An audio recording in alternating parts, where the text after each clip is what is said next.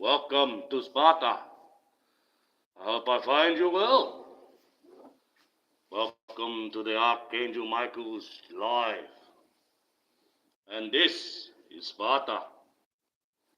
Well, a little bit of an intro there. Had a cat prop. Might get another cat prop soon. Just depends.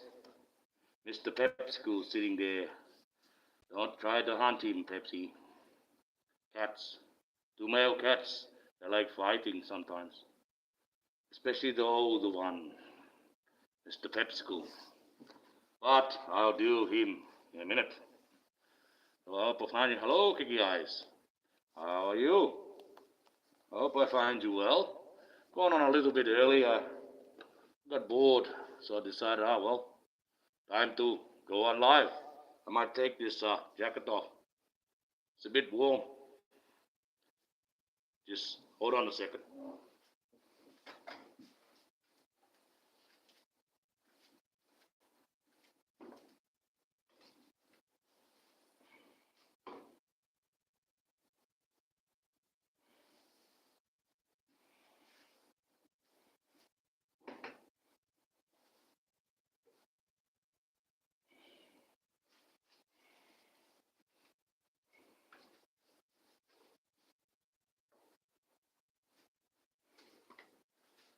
And there we go. That's 1,000% better. Oh yes, definitely. Even with the aircon on, I still couldn't feel it through that jacket. It's a good jumper, that one. For what it is, well, let's get into the main part. First, we'll make sure everyone can talk in the chat. Mr. YouTube likes messing around. Let's get into the main part, eh? The Lord's Prayer. The Lord's Prayer. Okay. Well, you might not see it in the other chats, but I've been getting a lot of these guys lately. I get at least 20 of those a day. And on a bad day, you can get up to about 100 of them. And you go and look online, and I do, because they don't realize when you've got the capabilities to go for your channel, and they're not even content creators. They just get online so they can troll. And you find out they've been on a year or so, and they might have a little bit of content, but it's usually like very childish, like young kids games. So half the trolls that we get are 14, 15-year-old boys, because they've got nothing better to do except try, play, be adult. That's a fact. Strange that, but that's what it is. You can trust me. I'm this guy. Okay, let's get us into the main part of my content. The main part of everyone's content. Of everyone's day should be at least a minute. I mean, God has put so much time, so much effort and power into us and into life and giving us all this. It's up to us how we run it.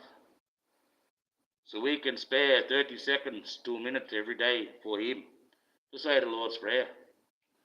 Now you can follow along or you can just listen. It counts. It all counts. And this goes out to all the suffering children that are out there in the world, regardless of what the situation is. Because the children are the next generation, and they're the life that keeps going on. If we ruin them, we will ruin the pattern of humanity, of life. And no one will learn nothing. No, the children must be protected. I'd like a world they can grow up into, but they don't have to make too hard of decisions, because everything's all dandy and sweet for them. One day we might get to this euphoria type of world, almost like in heaven, but on earth. We have the power to do it. We just got to agree. I seen something earlier on today in America, right? Both parties, both stood up, a full standing ovation, because that old man received his Medal of Honor, and they all stood up. That is proof that you can have unity in America. Because usually anyone that doesn't like Trump, no, I'm not even going to stand up for him because I just don't like him with their woke liberal thinking. But that's one time when they all stood up. And America was unified for a few minutes.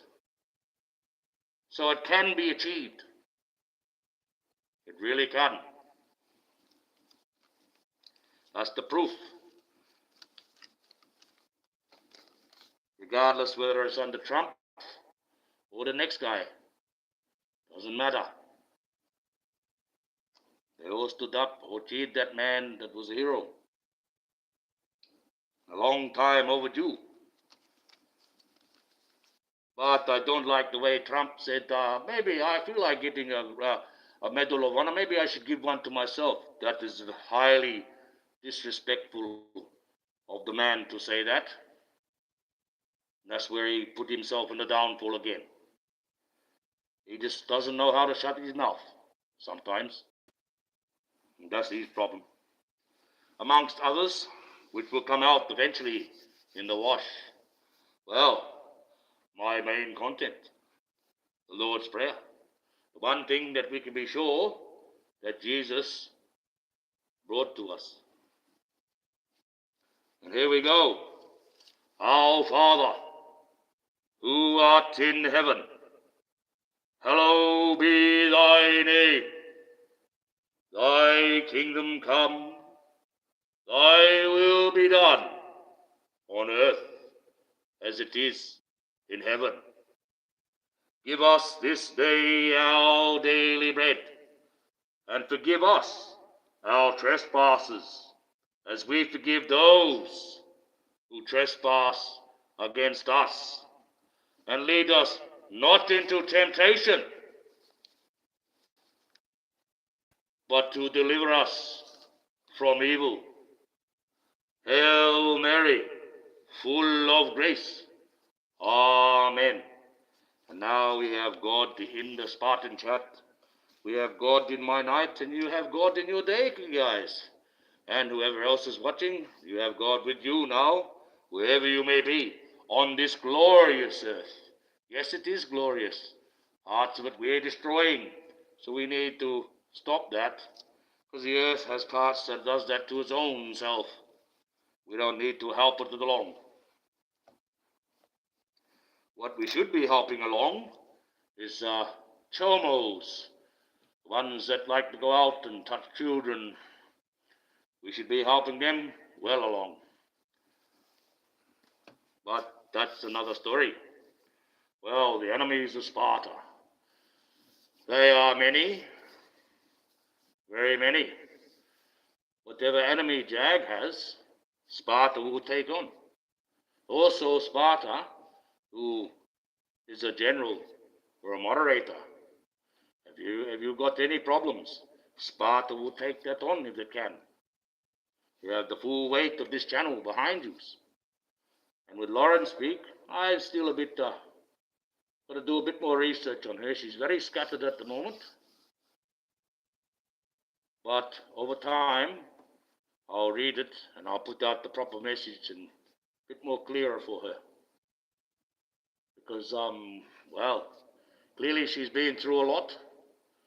And all the anguish and anxiety and the hatred she's received because of what's happened to her, well, she's in a bit of a state.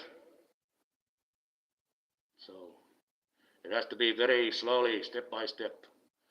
The first step was making her a moderator, making her feel like she was a part of something, part of a group that is actually going to give a shit and not just give her a runaround.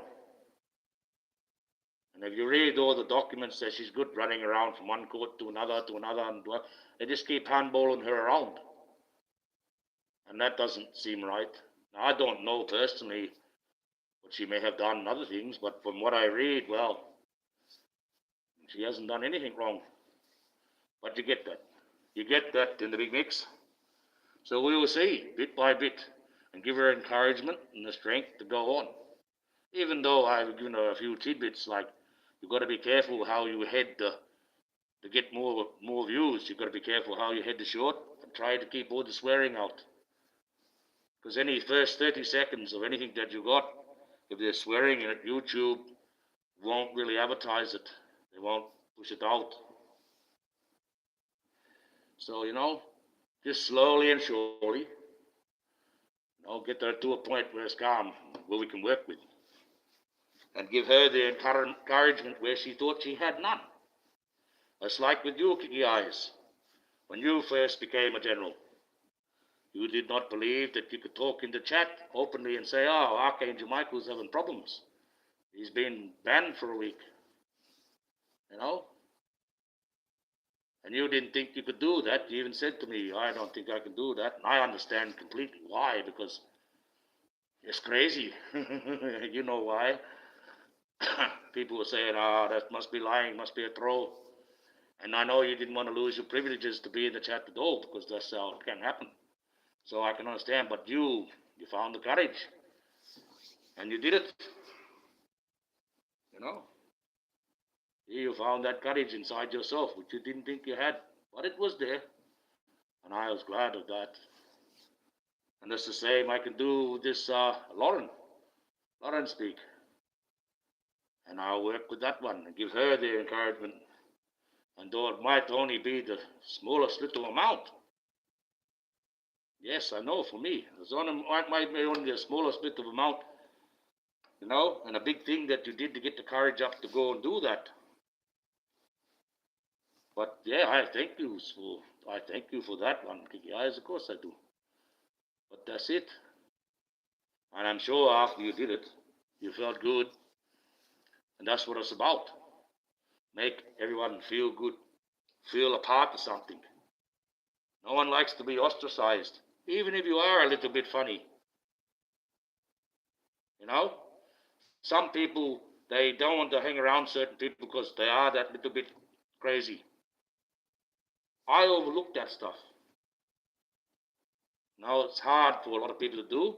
Not asking anyone to do it, but it's just hard. If the person generally treats you all right, there's no reason why you can't treat them all right. It's like when you work with someone with Down syndrome. You know, I treat them like they've got no problem at all. And they seem to like that better. Except you have ones that are really, where the family hasn't taken any time in that child, and they basically are very silent all the time. And they will walk away from it. They've got a lot of autism going on as well. See, that's the thing with those Down syndrome and cystic fibrosis and all that there. It's up to the family and how much they're going to put into that kid.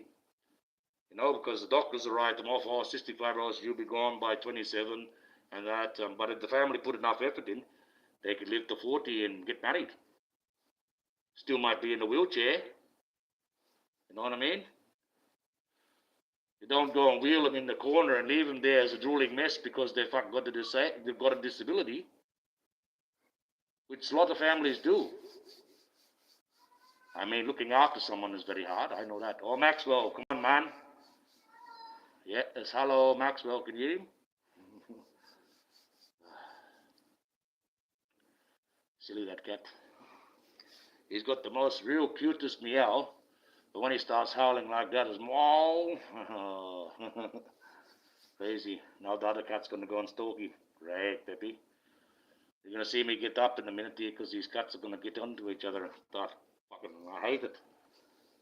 It's terrible. They rip each other apart. But you get that. Yes. Encouraging people online. I like doing that. I like being the shield. But Sparta now has to get a bit more aggressive. We're going to have to get a bit more warlike because that's what we are. We are warriors. And we're going to go where we need it, whether it's me that operates the channel with all the people supporting me, we're as one team. Without that support, I couldn't have the reach I got. You know, and that's the truth. Hello, Seth in the West. How are you going, Odell? You know, yes, that's it. We got to draw a line in the sand when it comes to Sparta now. And it's not so much whether you're on my side or you're on the other side, it's where you want to be. On this side of the line, of course, we try to be the good fight. We bring the truth. We bring the message of God. And we try to expose the evil. That's what we've been doing in one form or another.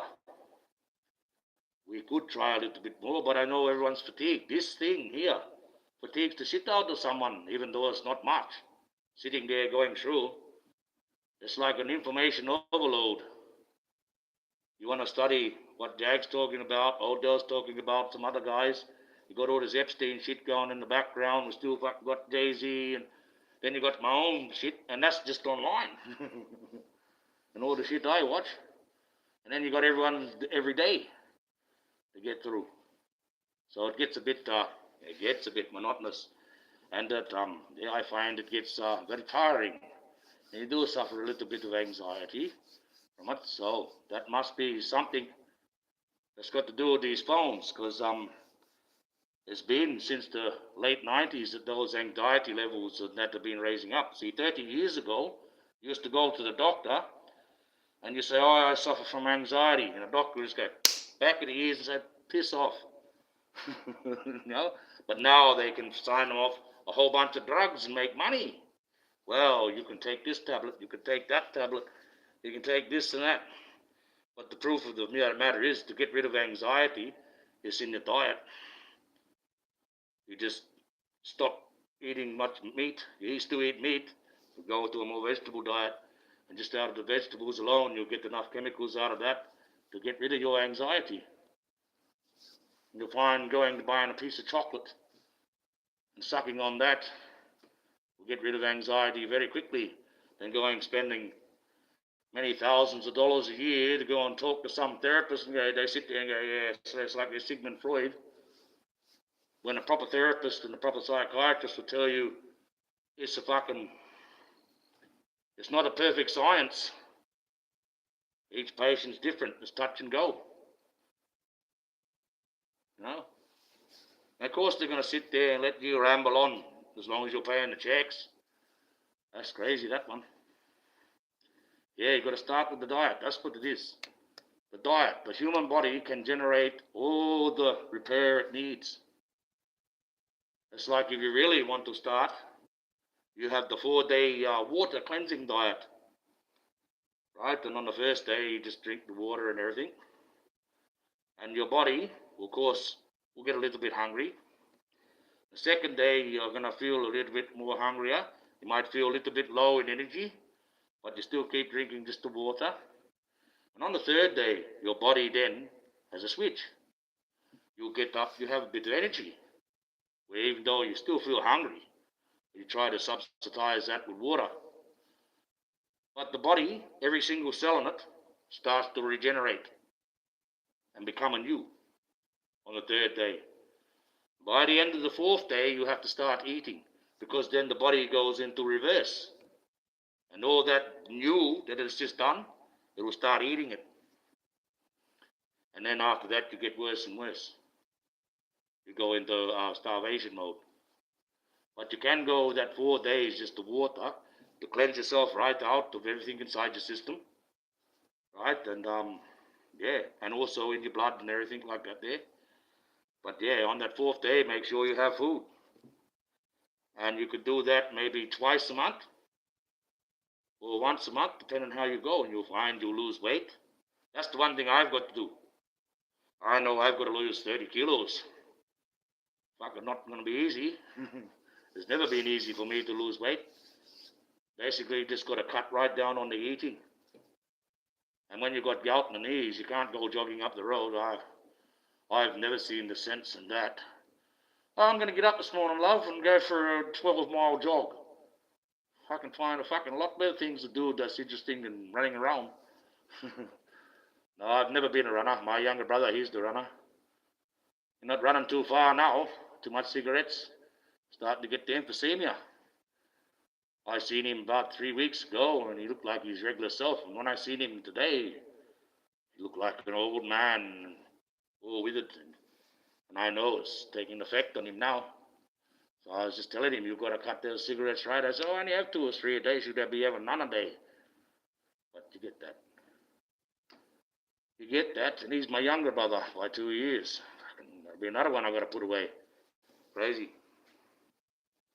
Crazy. He can barely get to the letterbox without puffing and grunting. Poor guy, and he's very skinny. He got no fat on him. He looks like he's fit. He used to run a country mile. He used to win all the bloody awards. He was always the fairest and best, or second runner-up in football with speed, and also he's got a lot of running trophies, but he can't do that now. And I'm an old man. I'm 50, turned 51 this year, and I'm still popping down the road bashing people for 25-year-old nephews and nieces and crap, traveling 600 k's and dealing with old mobs, trying to drag women out in the bush and sing them and stuff. Crazy. Oh, crazy, yeah. And I'm an old man. Oh, I'm an old man, all right. And I've been smoking a lot myself, so.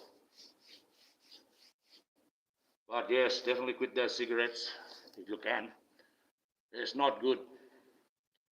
Oxygen is magnificent, but when you smoke for so long and it takes effect, especially after that COVID shot, that's when it started really hitting me.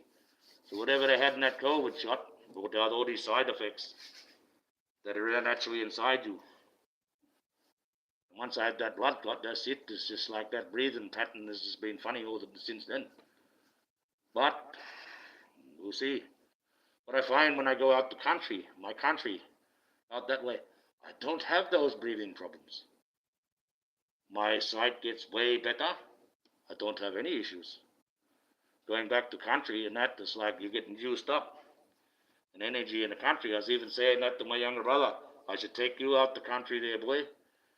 And, yeah, stay out there for a week. You'll breathe better and everything. When you come back, you're full of shit. No? That's why I take the nephew out there when he gets too much on that ice. Take him out there. Only takes 2 days to clear it out of the system with the sweating out there. And I keep him out there for 3 or 4 days. That's completely out. He starts thinking, talking normal. And not all scatterbrained and actually listens. Tries to use a bit of wisdom. But when they're on the gear and they're always on the alcohol and they want to party all the time, these young ones, they just can't be bloody told. Even when the police are arresting them and locking them up, no, you can't do that. Oh, yes, we can. It's crazy. That's the woke thinking too.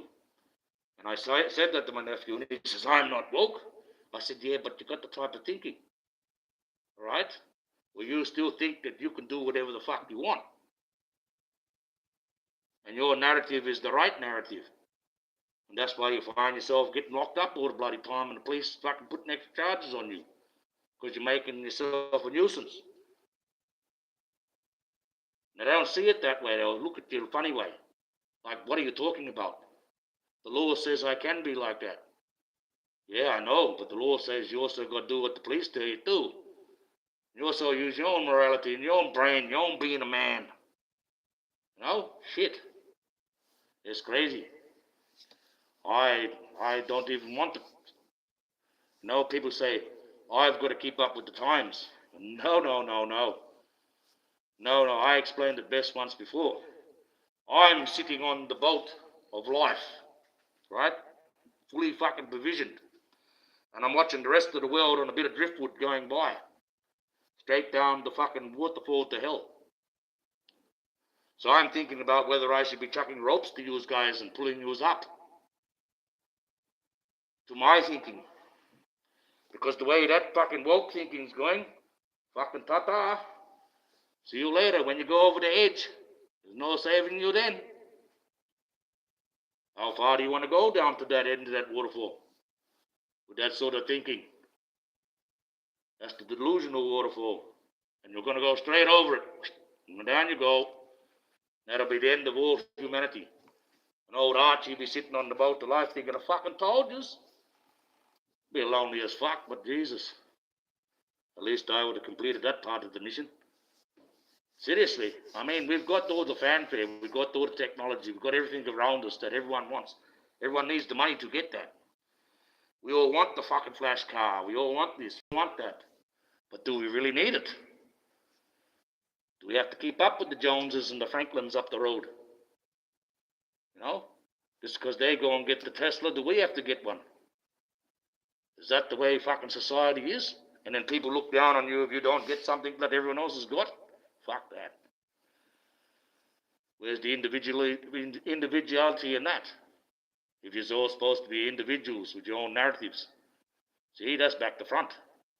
That's completely back to front. So that's basically just doing whatever you fucking want again. Well, you can't. And there's never going to be a time that in the history of Earth that you're going to ever be able to do what the fuck you want to do. Because we always got to have parameters, we always got to have laws, and we always got to keep the eye out of the beholder. And that's as simple as that. People say, we don't need this, we don't need ICE, we don't need the police, we don't need, well, guess what? When trouble comes down the road, who's the first person they call? I've even seen bloody drug dealers ring up the police for help. And any other time they're calling them the biggest pigs and dogs on earth. But yet they're the shitty, when they get shitty, call the cops. Yeah, that's it. It's just like that movie with Arnold Schwarzenegger with Raw Deal. That mafia bloke, when he came up the building and started wiping them all out, he quickly turned around to the other guy, called the cops. But you're the don, they called the cops. Too late now, bang, bang, finish. Case solved. That wasn't a bad movie, that one. I liked that one. Don't mind him as an actor. I don't know him enough to know him as a person. Haven't heard about him being in no Epstein list yet. But, you know, we will see. We will see. Also, Sly Stallone. Haven't heard him in there yet. You know. You look at those old boys, those tough ones. Why are they not? No, obviously celebrities. Everyone knows their movies. They're iconic. A lot of them. Even though they might not be making them so much as now. But why have they been alienated? And Mel Gibson, well, you know, Mel Gibson. South Park depiction of Mel Gibson is pretty spot on, I reckon. Running around in his jocks, going humla. You know? Oh, Mel, he got on his high horse and said some things and that, but a lot of things that he has said, they're quite true. And they alienated him. Tried to say he was a nut. Isn't that fucking strange? Every time you come out with the truth, they all turn around and say, oh, he's crazy, he's a nut. How you going, Tappa? Spotted you in there. I just said, I only eat dinner. Oh, you only eat dinner, Cricky Eyes. Oh, I'm going to tell you. Tell you, old lady, you got to be careful doing that. I know why you do, but no, we're a bit tougher. We can actually go along with one good meal a day. These ones nowadays, they can't survive 20 minutes without shoving something in the mouth. I understand that, but just be careful. You know, with your iron levels, that's all. Yes. You know, I find I don't like eating breakfast either. I've never been a breakfast guy. Well, sometimes I do, but I've never been one to get up and start eating breakfast. I get hungry round about the lunchtime, and sometimes I might eat lunch and sometimes I don't. I'm sort of like you. I'll have that one big meal a day. But when you look at the dietary pattern, that one big meal a day is not going to be as good as having 3 smaller meals throughout the day, because the body is naturally tuned to eat at those times, see? And that's why you call it breakfast, because you've just slept for 8 hours and you're breaking a fast, so they call it breakfast, right? So when you sleep, you're fasting. Your body's fasting then. Think about that. And you go, some people go to sleep for 7 to 8 hours. You're supposed to have 8 hours sleep, but roughly people sleep 6 to 7. And on this online shit, people seem to be up 24 fucking 7. So I wonder what they're on. You know, what uppers they're on to keep them going. People say to me, oh, strong coffee. Oh, yeah, we'll wipe that bit of white powder from your nose. You know, yes. I caught one person out like that and glad that she's actually stopped that, because she was wasting a lot of money on that shit and it wasn't doing her any good. And she's been off that for quite a while now. Very proud of her with that one. But that's when you get to that high paying money and you're into that limelight, well, they tend to go to that cocaine. That's the rich man's drug. Rich man, you know, at the party, anyone have a crack? Yeah, they're all lining up, fucking lining up. Get their little fucking pick up for the day, before the night. You know, and that's what it is. But that's expensive and can get expensive. And I find, well, my personal experience when it comes to drugs, the women are more crazy on drugs than any man I've ever seen. Holy shit, they really are. No shit. The women are more crazy on drugs than I ever seen. If they can't get those illegal drugs, they'll smash all those trimazepams and fucking diazepams and all the fucking, you know, other type of tablets that these girls go out into the chemist and get and fucking go off their head on that way. And you'll find usually most of them like that, they can drink like a fucking fish. So they cost a fortune to take them to the pub. You can't outdrink them. You know, you make a fool of yourself spewing in the gutter there because you've drunk too much. And she sit there, I knew it, fucking weak cunt. And she's still knocking back straight, you know. Usually you find women like that there, well, they're very crazy.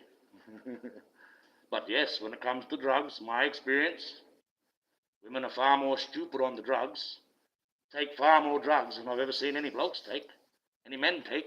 I've seen men take a lot of drugs, but nothing compared to some women, honestly. And then they take that whole full-on liberal fucking feminist attitude to it. It's like, I must have the drugs, fucking, oh, wow, okay, all right. There's the fucking door, see you later. You can't do that, I just did. Out you go. Sorry, Rummy. You're not supposed to hit girls, I don't hit them. But if they're going to cheese me up, I'll just grab them by the scruff of the neck, seat of the pants, and fucking rummy them straight out the door. See you later, Rummy. Hey, look twice, too. Doesn't hurt them. It's not assault. Technically it might be depriving someone of their liberty for a few seconds. But they usually don't say nothing or argue that because it's just so quick and sweet. They don't expect it. They just go, fuck off. Not the guy. And they jump out, they fall out on their feet. I don't put them on their bum. Not going to fucking really rumble them into the gutter like out of the saloon. I just grab them out, so I have to fucking go out the door. And they don't realize how strong I am, see, so just pick them up and say, see you later, I've had enough of your shit, shut the door, fuck off. That's just it. Very rarely done it, but I can do it. That's not an issue, that one. I don't have to put up with any of that stuff. They're going to carry on like that and think they want to ask you to fight. That's the ones I hate the worst. Oh, go on, hit me. Go on, hit me. And you just look at them and you think, why are you even carrying on? Why are you even opening your mouth at all? Fuck. I don't even know why you're going off at me. But yeah. Because they're high as a kite on drugs and they want this and that and they expect every man to fucking snap to their fingers. Even if they're not their boyfriends. And when I just don't do that shit. Fuck that. No. There's got to be a point. That becomes delusional. Not a delusional thinking. It's one thing I don't like to do. Is, abide by the people's delusions. Because then I'm helping them be crazy and be the wrong thing. Rich man's wealth is in the city. Yes. Cities. Right? Yes, they do have money in cities. But to really know where the money is, the money cities, is the cities that you see with those fucking big kangaroo cranes building high-rise buildings. And when you see a city that's got them, that's where money is. Because them high-rise buildings cost millions to build. Where's the money? Where you see cities getting cranes. So where you've got cities where no crane activity is, fucking not much money there. That's all fucking done out.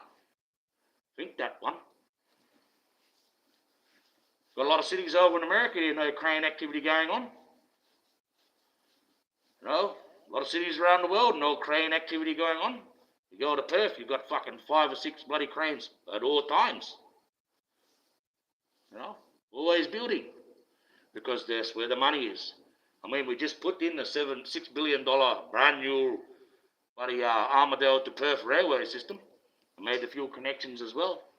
And now they're planning for another $6 billion extension from the airport right up to Middle Swan. And open it up even further. You'll be able to go all the way around. Within a very short time span. Because you've got all the crossovers. There's plenty of money. It's like the money when they went to the States, when Australia got all different states, and they seen WA, who was very desolate over here. It's very hot, not like the other states. Very desolate, very hot, a lot of sand. And they seen all these ones go to West Australia and they say, I would call them the sand gropers. So we got the nickname sand groper because back in the day when they started, the colonists come in, dividing up the bloody land after they took it. Because it was all sand. Most of the places out there is sand. You go out there and see, what is he farming? Rocks. Because there's nothing there. Fence around a whole paddock of rocks. But underneath that ground, it was that fucking rich with minerals. Coal, iron ore, gold, opal, Got it all. Fucking oil up north, oil up north, coming straight out of the ground that it only has to go through one filtering process, and you can pretty much put it straight into your tank. Yet we sell every single drop of that to the Chinese. And that's enough to bloody sustain Australia. We don't need to import oil at all. We bloody suck that wine out. But we don't. We sell that off. Just like all the best beef comes from the Kimberley region. We sell that off to the Chinese army. They cut it up into little steaks, put it in the plastic sandwich bags, pack it up in like 40 in a box, and we send them over there. The most prime quality steak you can ever get anywhere in the world. When you see it raw, just the smell, you want to start eating it because it's that delicious. Real meat, grown up on real fucking out in the outback. Not a single bit of grain food in it. No, not like what we get nowadays, where it's been bred in a shed and hasn't even ever seen the day of light. It's been totally grain fed, giving a flat, bland taste to the meat. And them wild ones out there, they're wild. They taste absolutely beautiful. We sell them off to the Chinese. And they go over there, and the bloke will come up with the cook, grab all the bags out like that there. He'll go and put them in the hot water for about 2 minutes, thaw them out, and pull them out like that, and he'll fry them on one side, fry them on the other, and then you've got a whole line of about 50 bloody little Chinese hulks there, fucking getting bigger, eating his beef, going, fucking getting right into it. Turn into little fucking, all like Bolo Young. Built like a brick shit house. And you're going to fight them? When they're being fed on prime quality Australian steak, you're going to be hard up. those little 5-foot hulks, man. When they come out of that bloody boat, 300 million 5-foot hulks, what are you going to do? Armed to the teeth, built like little brick shit houses on Australian steak. See, that's the difference between your American body and your Australian body, and you'll find, to the Asian body. Because we eat a lot more meat in our diet and we've got a lot more strength and a lot more solid. And I was told this by an Asian guy called Gabriel, right? And he was pretty built. And he says, yes, over in Asia we have a lot more of a vegetable diet. It's like all the bloody veggies we get on the shelf. They're all genetically altered. Every single bit of vegetable you put in your mouth, that's actually, it's not the original. It's genetically altered. All the food that we see on the shelves is all genetically altered now. That's one thing that you don't have to do. When you change food like that, and genetically alter food, as long as it's palatable, and it's not over a certain iodine or iron level, you can pretty much go straight from when you make it, straight to market without any testing at all. See, the food industry, you can do that. And you wonder why people get all these allergies. Like at one stage of the game, people were being allergic to all 5 food groups. Now, how the hell are you going to live if you're allergic to all 5 food groups? And they're wondering how this happened. It still happens. A lot of people are becoming allergic. More people have got the peanut allergy and everything, which used to be very rare.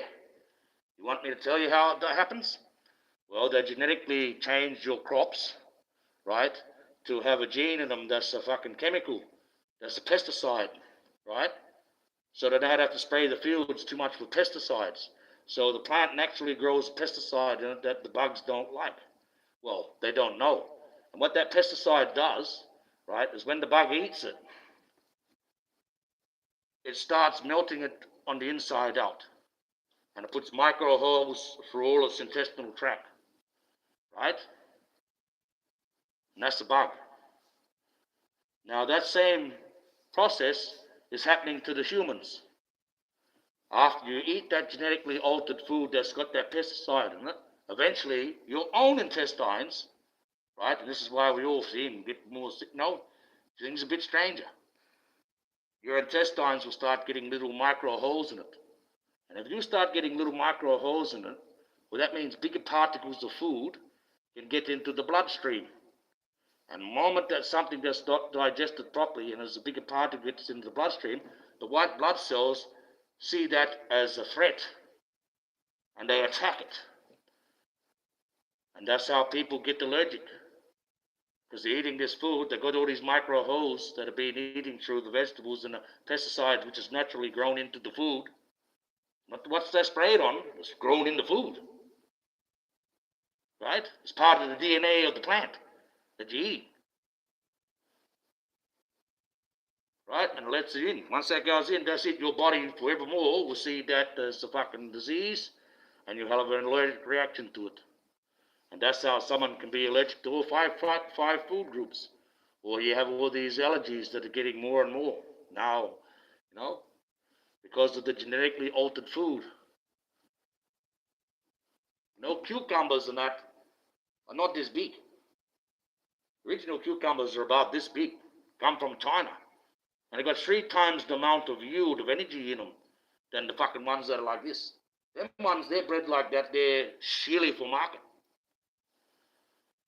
There's big money in the veggie business, turning round vegetables into little squares for people to eat. It's huge money. All right? Huge money in it. Turning round vegetables into squares for people to eat. That's it. We've got to look how we go through the process. Look at all the shit that we got, the chemicals, and they got. It's like, I know in America and Australia, we're the same with this fucking one chemical in the Coke, in the Coca-Cola. But I know England and that they don't have it because that's a cancer-causing chemical. But we got it fucking in ours. I mean, we use sugar cane, and I'm pretty sure you guys in America, you use corn syrup for your sweetener in the Coke. And believe it or not, the sugar cane and Coke is worse for you than the corn syrup and Coke. And it actually tastes a lot nicer than that American Coke with where it's got the corn syrup in as a sweetener instead of actually just straight out sugar cane like we got. No, sugar's a drug. Sugar's the biggest drug in the world. Sugar's killed more people, and more people are addicted to sugar, and more people have problems from sugar, right? Because sugar's a drug. And have a look what they have to do to sugar. Pretty much the same process you do when you fucking farm drugs, right? They get the fluid out of it, they put it through a bloody chemical process, fucking dry it out, just like they do with the fucking cocaine. It's the same process, and then you get your fucking refined sugar at the end. And then that's bleached, because you don't get white sugar, it usually comes out brown. White sugar's bleached, so it goes through another process again. That's why it's best to get your brown raw sugar. It's still as sweet as white sugar, but it's just a bit more bigger and a bit more cubier. Hasn't gone through that bleach process. That's the only way you get sugar to be white, is you have to bleach it. So they then put that brown sugar into a bleach solution, and it goes to liquid again, then they dry it off again, and you get your white sugar. It's like a drug. It's like when you manufacture drugs, same way. Same way. The same way. When you make home bake in a frying pan, it'll come out beige color and have a taste to it that a lot of girls seem to like when it's beige. But you get this thing called clear sand. You put that in there, and the crystals adapt to that little clear sand. It turns white. It's like a bleached sand. It's a bleach process. Another process, like I said, it's same as home-baked drugs on a frying pan.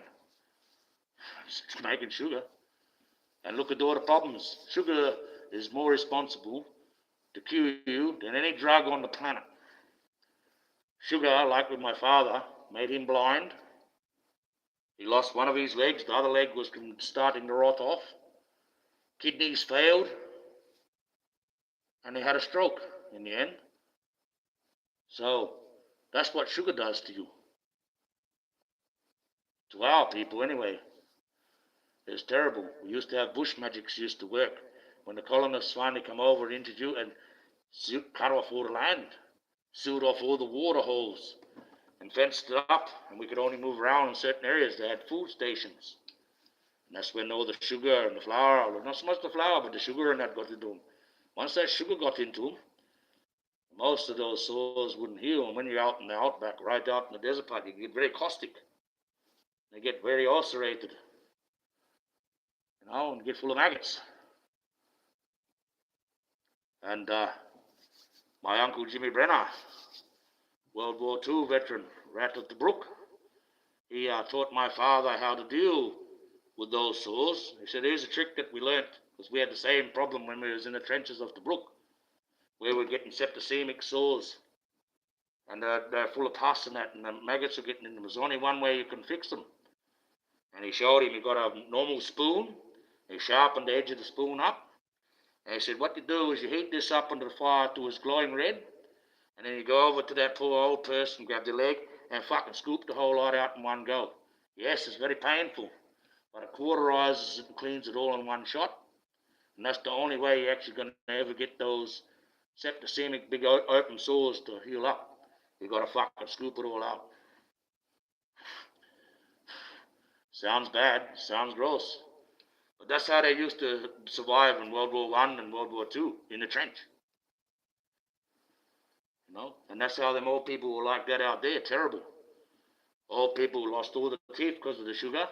And one of my father's jobs, he had to go out with, there was 2 or 3 old ladies, and he'd be chewing the food for them, right? Chewing the food for them, and then they got the cataracts over the eyes, so some of them were blind. So he was chewing the food for them and then putting it into their mouth because they had no teeth. And then the blind ones and that, they used to get a stick and they'll hold on to one end of the stick, and Dad used to hold on to the other end of the stick and walk them all around through the bush. He was their little eyes. That was his first job. That's where, when he was doing that as a very young child, that's where he learnt all the languages of the old people, right? Because these were real full blood, full black, ace of spades, buddy. Real old people. And there's old languages that not talked no more. A lot of them, they said, I haven't heard that since I was a child. Most of these old people. But my old man, he used to speak it very fluently. And because he could speak it fluently, that automatically gave him a standing out there, that uncle, even though he might have been younger. My old man used to like doing that. Because black people out there, they look at you and they say, oh, you're not black, you don't know the language, you're pretty fair. And they'll start rattling off a language. My old man will know what that one is, and he will slip into the one that's a bit older. And he will know that one hasn't heard it since he was a child from his grandmother. And they'll go, oh, hey, that's my grandmother's speech. Where'd you learn that from, uncle? Straight away they change their tune, see? It's all about the briefcase. That's the knowledge. We call it a briefcase. And whoever's got the most files in their briefcase, well, they're the guy that fucking stands up the top. And my old man, he had a full briefcase. The only thing he didn't have was his slippers, because his initiation was disturbed when he was an 11-year-old boy, and he watched those men get murdered and made a strophecy of. Because of that, frightened out about 10, 20 years off of his life. So he couldn't complete the mission. Mission of bringing our land back to us. Those old people have been planning for a long time since colonization, pulling us aside, some of us, calibrating inside our heads, looking inside. Now I can do that, but that's a very special trick, that one. Recalibrate your brain. I won't even touch it, I just do a thing, and I can see inside there, and I can see the switch inside, and you'll feel it, you actually feel it, you feel like a click, like a dot, like someone's just hit you on the head like that, and you'll feel it go, and you'll feel this pressure release inside your own head, inside your skull. And you look at me funny, and you'll feel a wave of euphoria come over you. And I just clicked give you a few more years. Recalibrate your brain. It's like looking at all the bloody calibrations like on a safe. The best way to describe it. It's like when my old man, he had the stroke. He really couldn't talk. He grabbed my hand and he started making the old tap me in the head trick, and I poor old fella. So I waited till all the nurse and that went out, and Mum went out, and then I went and did that on him. And it was very loud too, because his brain, it went clock, went dock. Usually you can't hear it, but I even heard it. And he looked straight up to me and said, oh, thank you for that, son. And he actually started talking. He wasn't just saying the word apple. He thought he was talking, but all he was saying was apple. Right? That's what happens when you have a stroke. And when you have a stroke, the speech center of the brain, the swearing in the speech center of the brain actually remains. Everything else goes. So you'll find people that have a stroke, they remember how to swear very well. The thing with my dad, in the end, he actually couldn't speak English in the end. It reverted him back that much from the stroke that all he could speak was language. So we had to get our little dwarf auntie, our little Auntie Jenny. She's only about this tall, tiny little lady, who was born in a creek bed, and she knows some of the languages up there, see? And that was like two kids, and she was explaining the lingo to him, he could understand that, and then she could relay what he was trying to say to us. Because he reckons she could barely understand it because he's speaking the real old people's language. So he'd slipped right back. He'd gone back fucking 300 years. And he's thinking the way he was talking. And poor old man. Last thing we ever heard him say, right, well, he didn't really like Asian people. Lots of Aboriginal people don't out there for some reason. He said, we used to round them up, Michael, and hang them up for 3 days, and we used to eat them. I said, what? I said, nah, back in the day, that's what they used to do, because the Asians like eating vegetables and the flesh tastes better. Yeah, true. We eat that guy. Funny that. But yes, he got, it was an Asian lady who was the doctor, and the day before she was saying, no, we're going to not put him on the box. No, we'll let him go for a few more weeks and everything. And then me and my mum said, well, he's ready to fucking go now. He'd been ready to go, it's just suffering now. So in the end there, she came out the next day, even though she said that. She came out next day and she said, I decided to put him on the box. And she stared straight at me, and she stared straight at my mum. And then there was nothing said, but it was a whole conversation. That's like, she is going to help us, So she put him on that box, and that's that box for all the drugs. And when you get put on that box, that's it. That's the 5-day box. You're not going to live any past 5 days because you're not eating. It puts you into a medical coma, and your body just slowly dies. After 5 days in that situation, you just stop breathing. That's what they end up doing to Kelly in the end too. But yes, he's seen it that it was an Asian doctor putting it on. And my old man, he's a larrikin right to the end. A joker right to the end. He's just a funny, I actually do miss him because he's funny. He's just very quick and very sharp on the funniness. And you either liked him or you didn't. There was no in between with the guy. That's just the way he was. But he just looked at the doctor. He looked at me. He looked at my younger brother Chris. He looked back at me. And he rolled his eyes and he reckoned, oh, fucking mana mana. Now, mana mana is the Wongai word for Asian person. And I was just like, you are, bro. And then poor old guy shut his eyes and never said a word again after that. Yes, and 3 days later he passed. And that was that. But yes, funny. Fucking money, you reckon? I know that's a bit racist and that, but it's just funny to be there at the time, just the way it was done. Even though he's on his bloody deathbed, he's still pulling the joke. It's like looking at me. Why are you letting this one do that? Well, poor old man. But he's not suffering now. See, when he was like that, and my late partner Kelly, she seen him like that there.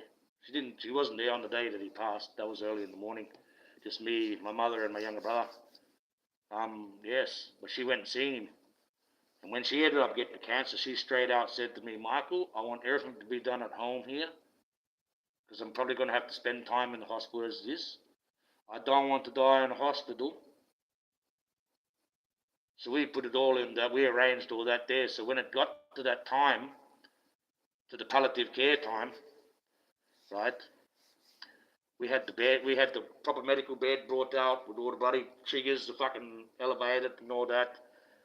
And we had all the other stuff. We had everything but the drip, which would have been good because it would have kept it going. But really, for what cost? She's going to die anyways. That cancer, I was, because you love someone, you want to prolong their life. But that's like her family.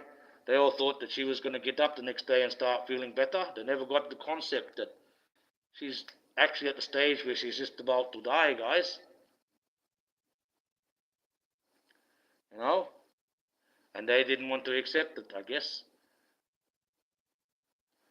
So, yes. And that's the end of that. Once you get put on that box, that's the 5-day box now. We've had, with Kelly, it was morphine that she was being used. Usually they use fentanyl. That's why the old man, as soon as they put him on that, he pretty much closed his eyes once it got turned on. Because fentanyl is a pretty strong drug. 3 times stronger than morphine. And with Kelly, well, she hadn't seen her brother, and her brother was going to come out from Tasmania. So we wanted to, and he had a flight. He couldn't get an earlier one. No matter how much we tried, we all had the money and everything for it, but there was no flight available. And he was like 3 or 4 days out before he'd get there. So we wanted him to see her. So we decided to put her on. Me and Kel decided to put her on the morphine. The rest of the family, you can have her on the fentanyl. I said, use mob would have her in the corner up there by the palliative care in the hospital and not give a shit. Wheel her in the corner, fucking, And even Kelly, she still speak a little bit. And she, that's right, Michael, you tell them this is my show and you're holding the curtains, she reckon. She was funny. Poor girl, she was bloody with the elephants in the end. I'm in Africa, Michael Isaac. I'm in Africa. No, I'm patting elephants. Don't tell lies to me, she reckon. Okay, we're in Africa. I do miss her. Life has been terrible without her. And the kids, well, I got a son in there. He's very quiet. And I think he's going to be very quiet for the rest of his life. And he actually witnessed pretty much everything I did, except the changing and that, of course. That's something he couldn't do for his mother. But he looked after her, put more effort into looking after his mum than any of the whole family or friends ever did. It was crazy. Crazy. But Kelly always knew that I would do right by her. That's why when the family found out, we can say something, we're going to take you to court there while she's dying on the bed. They're going to try and take me to court so they can move her out of there. I said, well, go ahead. I said, try, because Kelly's already signed off to me and my mother as the next of kin. So you got no fucking say. They didn't like that one bit. The moment I got with Kelly, pretty much, she made me and my mother her next of kin on all of her stuff. Straight away. Like she said, she found a home with me. Her parents split up. And she reckoned last time I had a home, Michael, was when I was 5 years of age. My parents were together until my mum took off. Become a druggie. Right, yeah. So she hasn't had a home. She's been with the father. She's had a place to stay. She's been raised like that. But she didn't have that homely feeling, And she reckons I provided that for her. And with us, we had a home. And she liked that, and that was good. And she made the home a home. When you're a male, well, you'll be happy with fucking a lounge and a couple of crates to put the TV on and, the basics. You think this is a demon pad. This is a fucking kicking pad, this one, boys. You got the PS over there and you got the, move the crates around, put the TV on. A couple of crates with a sheet over it there for a fucking table. Second-hand bloody kitchen table and stuff like that.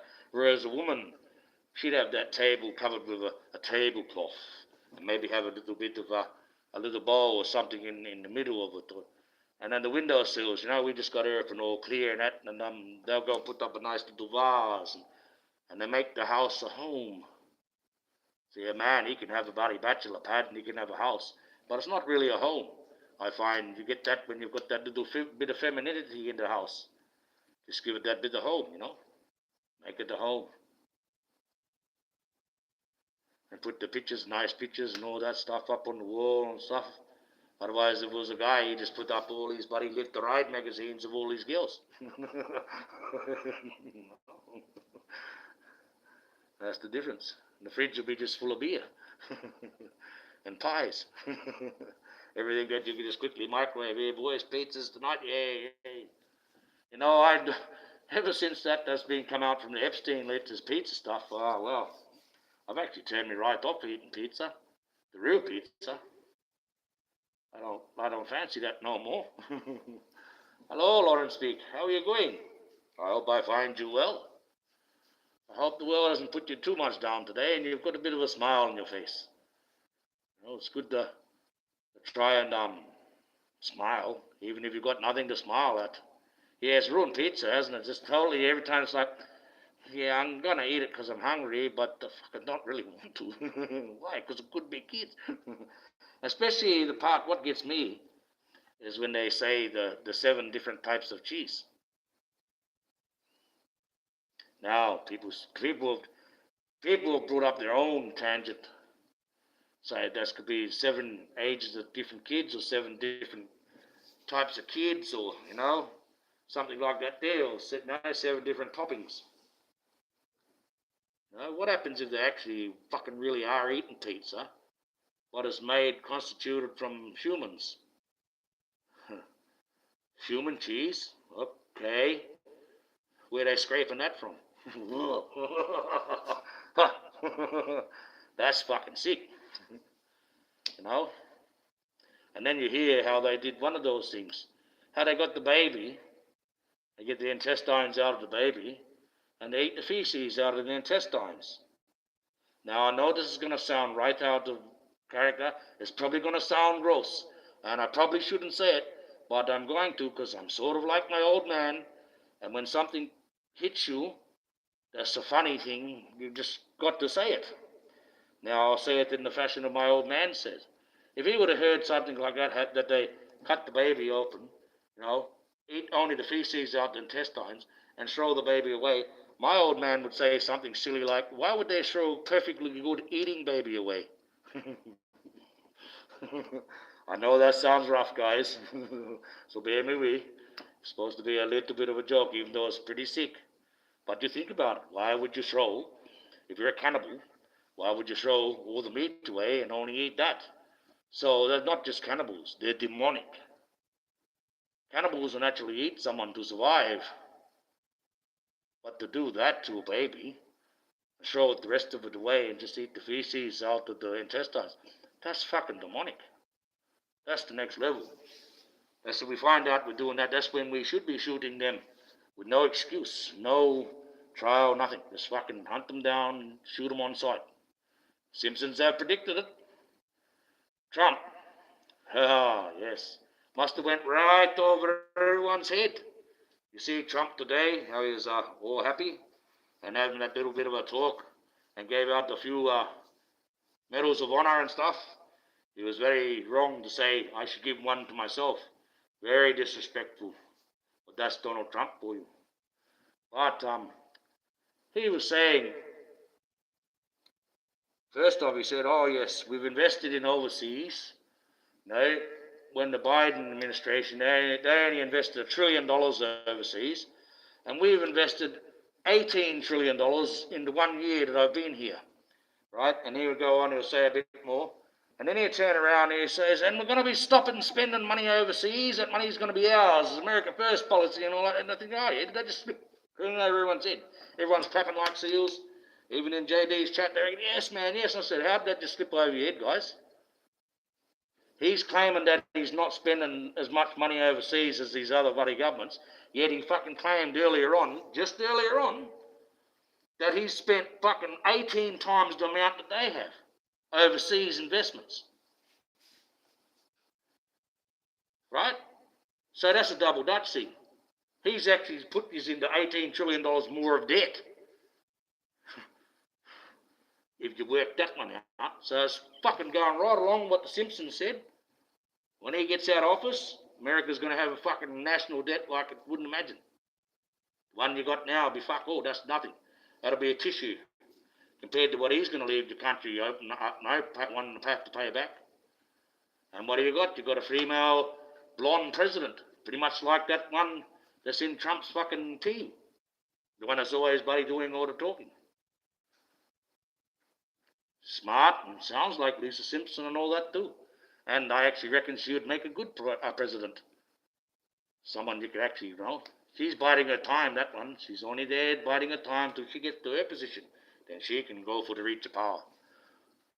Because you don't want any woman from that fucking liberal side. No shit. If you choose any liberal woman to be your next president, expect to go to war, America, and expect to lose. No matter what you got. Expect to go to war and expect to lose. Right? Because she'll lead you right into the fucking chopping block. And we'll just chop the head clean off and add into that. That's the fact. You want to get one, you've got to get one that's fucking a Republican. Can't get a left-winger. You've got to get a right-winger woman. Right? She's got to have a bit of fucking domination in her. Not fucking woke nation. Because if you get one of those ones, you get a Kamala Harris in, you open up your borders again, you have your fucking Leering Centre again, you'll be back to square one again. Right? And you'll be just like in this country and in England. You can't call someone a fag, you get locked up for that. Because you offend their feelings. Now what happened to sticks and stones, break my bones, but names never hurt me. People get offended by the smallest thing. I'm not that. Hey, mate. You look like a bloke, I'm going to call you a bloke. You look like a woman, I'm going to call you a woman. Not going to fucking sit to your delusion no matter what you think. Oh, but they're my fuck the pronouns. I've got a pronoun for you. You're a fuckhead. That's how we should be referring to you. Yes, your pronoun, fuckhead. Come at me with pronouns. I would record this. No, I'll fucking call you your name. Because that's what you are. That's what you signify as. A name. That's how we work out our fucking who we are. And then you've got two sexes. That's it. Male and female. All the rest is a bit of chocolate starfish shit going on in the head. That's allowed to fucking run crazy. It's called delusional thinking. The science behind it proves exactly what I'm saying. But the fucking way that the government's run, we just let that fucking run. No. We won't follow natural order of things. We won't follow the science. We'll just fucking make it up as we go along.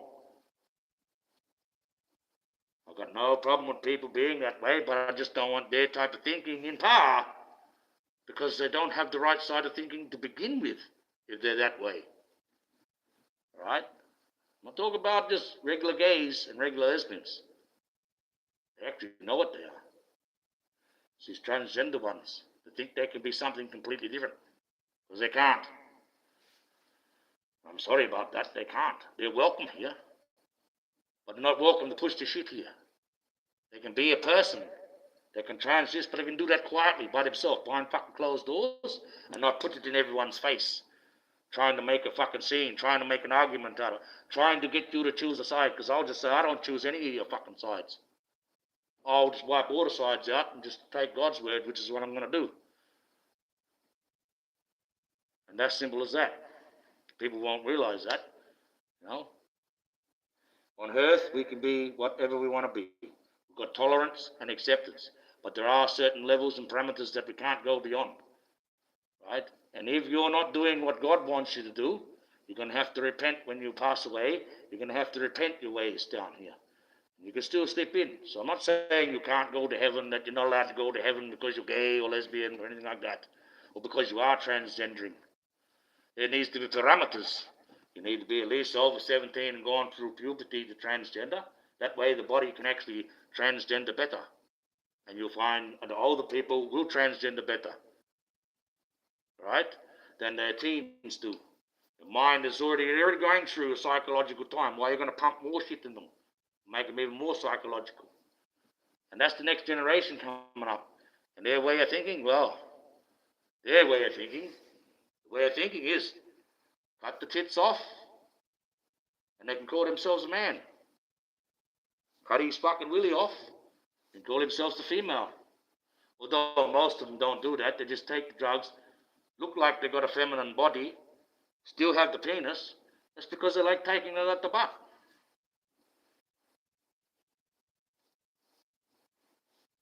And not that.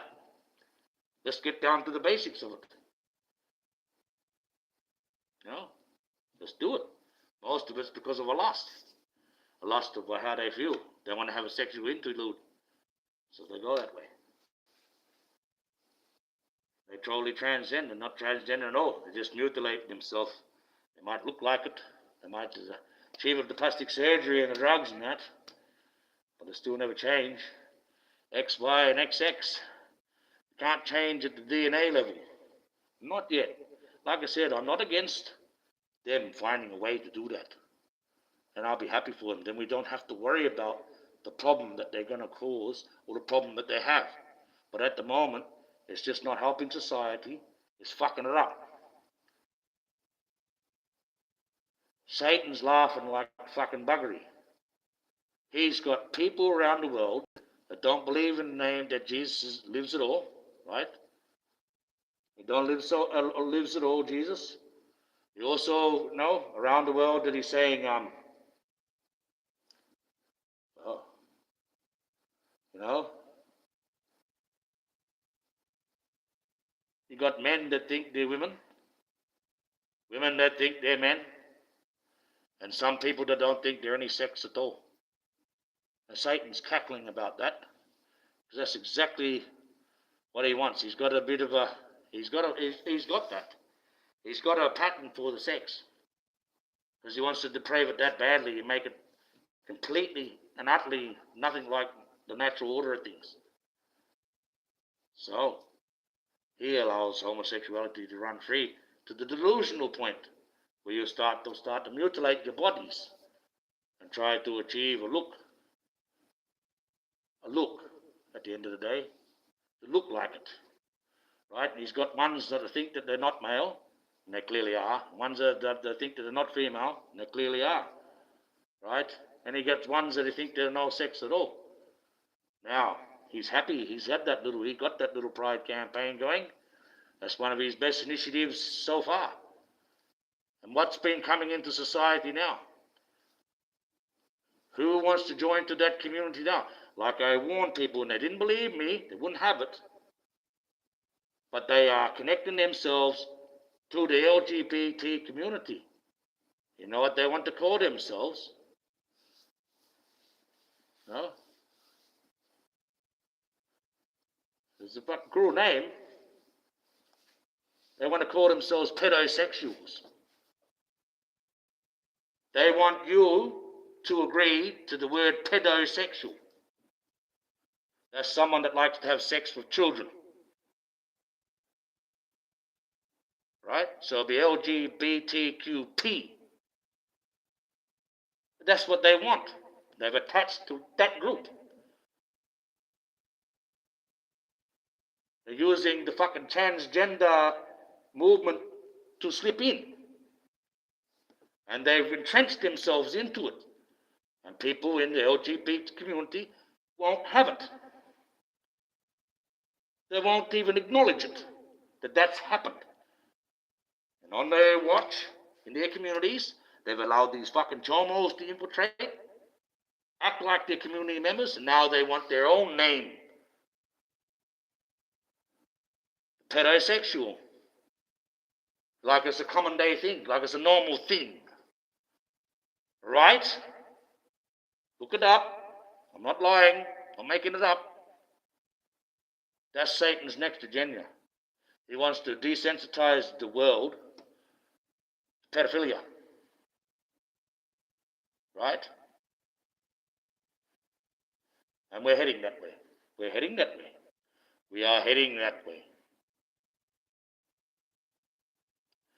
Look on YouTube. Often you will see those full-grown men or the AI voice of a man speaking. Oh, look at this one at this sport. Oh, look at this 10-year-old black girl I can't wait till she gets to the 2028 Olympics. What's he staring at the young little 10-year-old black girl to begin with? And that sounded very rough the way they said that. Sounded like almost a sexual thing. So it's being desensitized. You've got Family Guy and all that there. You know, people laugh at that stuff. They laugh at it. So you're getting desensitized. And once desensitizing, the pedosexuals will, like they're already going to do, because the community's in a lot of trouble. And it doesn't realize it is. They think that they're right. Right? Even though they all left, they all think that they're right. And I fucking told you. Those chomos infiltrating your community, they're going to use your community to come up through, and you cannot fucking agree to me that you're going to allow such a thing called a pedosexual. Alright?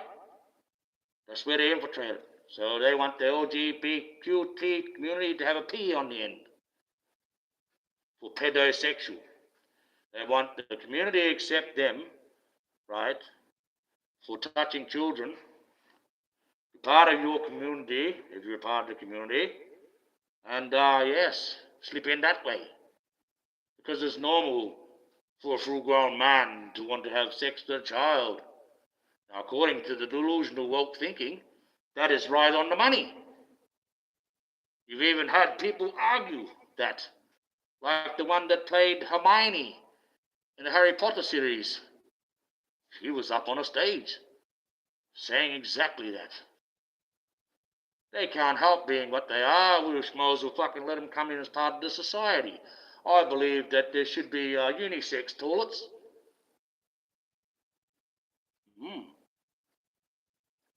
I believe that Hermione should be shot. With that type of thinking. Keep the eyes out of the beholder, guys. You're not doing that. The world is turning the blind eye again and allowing it to slip through. No, keep the eyes out of the beholder. You can't help that people are going to have evil thoughts. So we've got to keep it out of their eyes, out of the beholder. And it's always in the eyes of the beholder. Whoever beholds that image in their eyes is what they believe and what they want to do. Not all of us are like that. A lot of us are normal. We know that it's wrong to touch children. It's sick. It's twisted. Even if fucking they say, oh, but it was consensual. No, it fucking wasn't. We've got to protect the young ones. Simple as that. Otherwise, we're going to have all this problem. Look at all the problem we've got with the people that are being abused. Even myself. You know? But I'm a man, I overcome that. There's ways to overcome things. Never forget. Oh no. But you can be different. You don't have to go that way. A lot of people, when they get abused like that, just go completely crazy in the fucking head. You can't reach out to them ever again. End up going to the drugs. And isn't that strange? 90%, right, of young girls that get interfered with, 90%, right, especially this is just the industry, it's not worldwide, in the industry, 90% go straight back to the porn industry. Ain't that a coincidence? Satan laughs at that one too. You'll find a lot of victims go back to the sexual porn industry. And what's addictive about it? The money. It's addictive. No, you say to some of these young ones nowadays, and if they don't mind flashing their gas for cash, you know, you say, go and get a job down at the local supermarket working 9 to 5. They'll go, oh, bugger that, when I can lay on bed with a cucumber and make that much in a day that I do as a week down there. So they go and do that, and that's why you got all this OnlyFans and online. They say dark web, but like I said, it's the same like with drugs. Women are more worse than fucking men when it comes to that. No, this men's going to hurt you. Would you rather choose the bear? Go online, 90%, or like look at all that bloody dark web shit, which is no such thing as a dark web. Without Google, it will not run. So someone's watching something. Someone's allowing something to continue on. There shouldn't be. There's no such thing as a dark web. It has to go through all fucking government servers. The government watches us 24/7. Every single bit of electronic fucking information getting around the world. So they know all about those dark webs and they can shut them down any fucking time. But the governments run that shit. That's the wool pulled over your eyes. Literally, we've got the technology to shut that so-called fucking dark web right down. Because you just get the AI to do it now. You put AI onto that, you put an AI program onto it. We need to track down all these pornographic dark websites. Put AI on it. Within 20 minutes, it would come back with every single fucking location on Earth. And just shut them down. So why can't they do that? They can do that. They do it with everything else. Another thing, America, they keep putting out a lot of this new AI. They're AI crazy, the governments. AI people are saying, oh, this happened to me, but it's not actually the real people even saying it. It's complete AI. Right? Oh, this happened here, and we was here. We got this given by us by the president when we come to the White House. Yeah. It's completely all AI. I reckon governments, they're supposed to be clear for us people to be able to see, to make sure they're not fucking us around. Right? We know slowly they've reversed that power around and made become shut door, and we've got to be open, which is bullshit, because that's not the whole idea of a democracy. Right?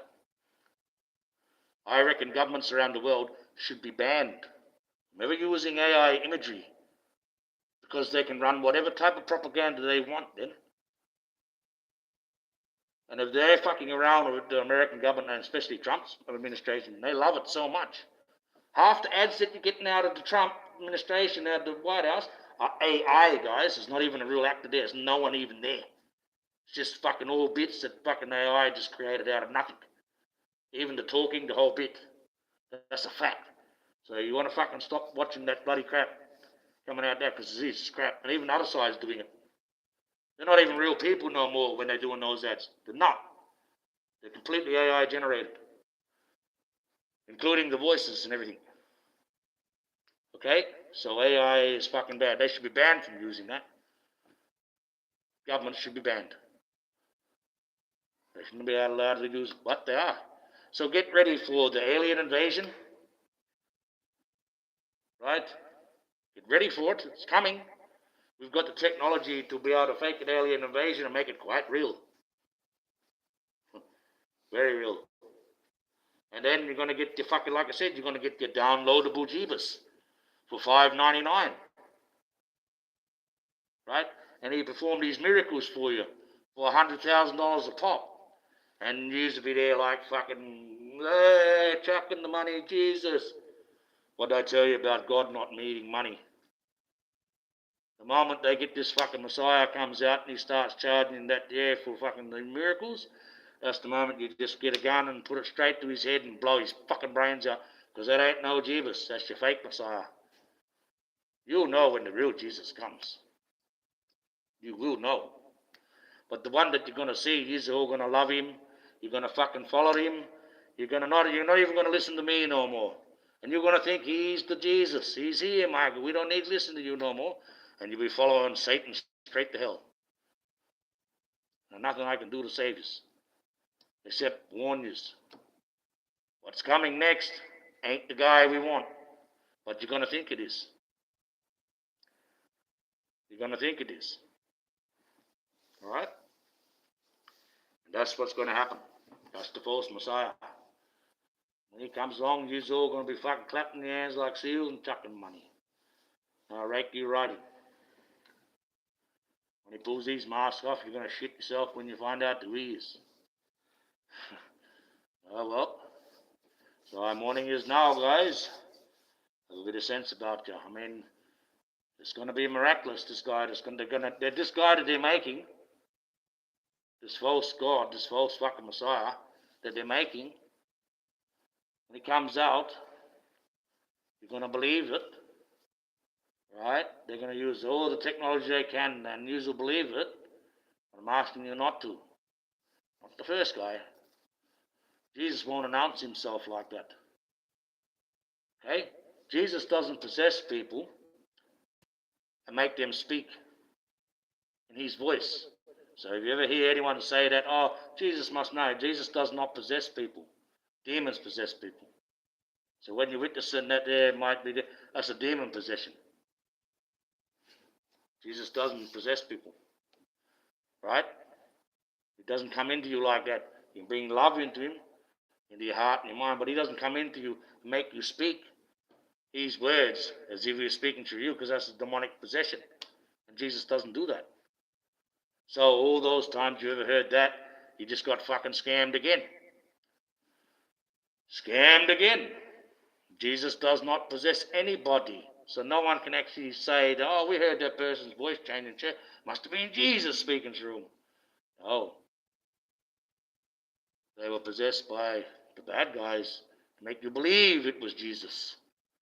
Suck you in more. And I guarantee you that church had the full pew, had a full for all the fucking seats were full the next time.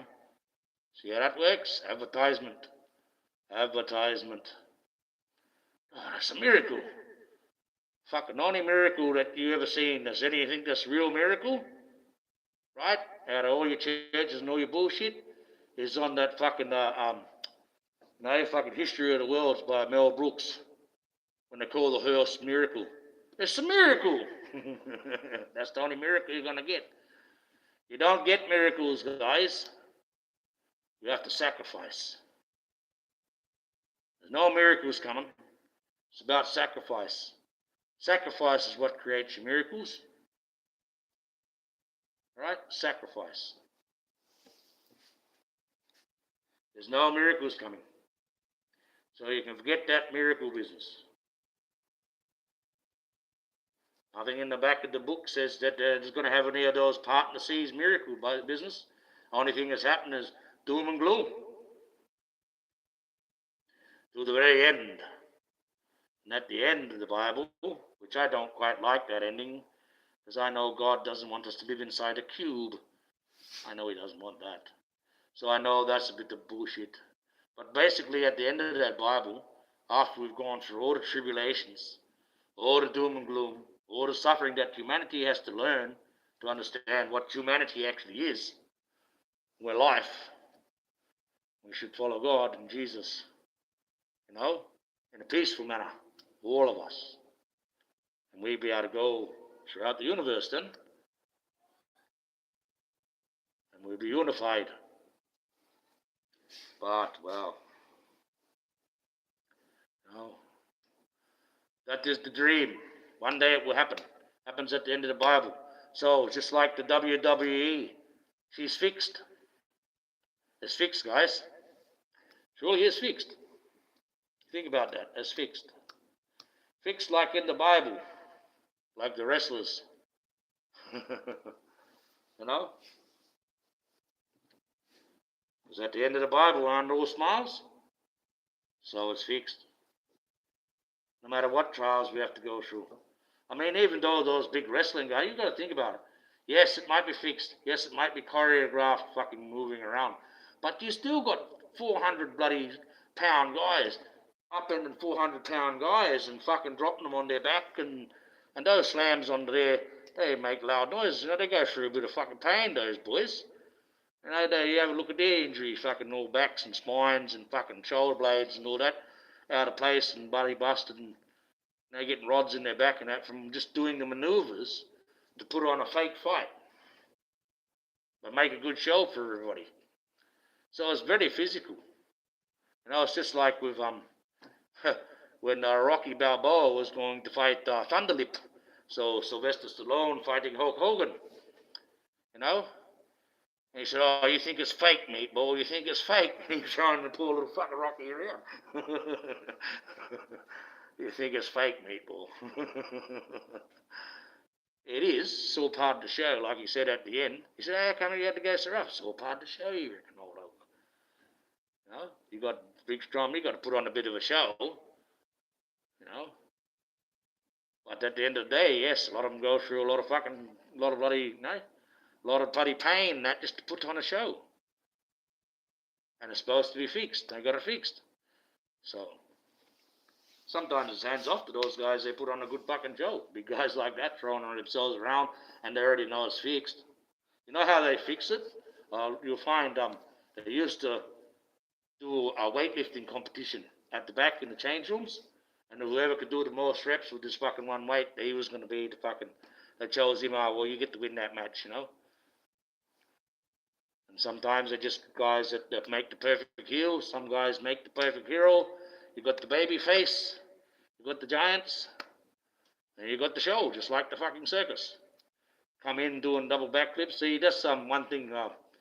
Old some of the very old wrestlers, they didn't like Rey Mysterio, because the way Rey Mysterio come in, he brought all these acrobats in it.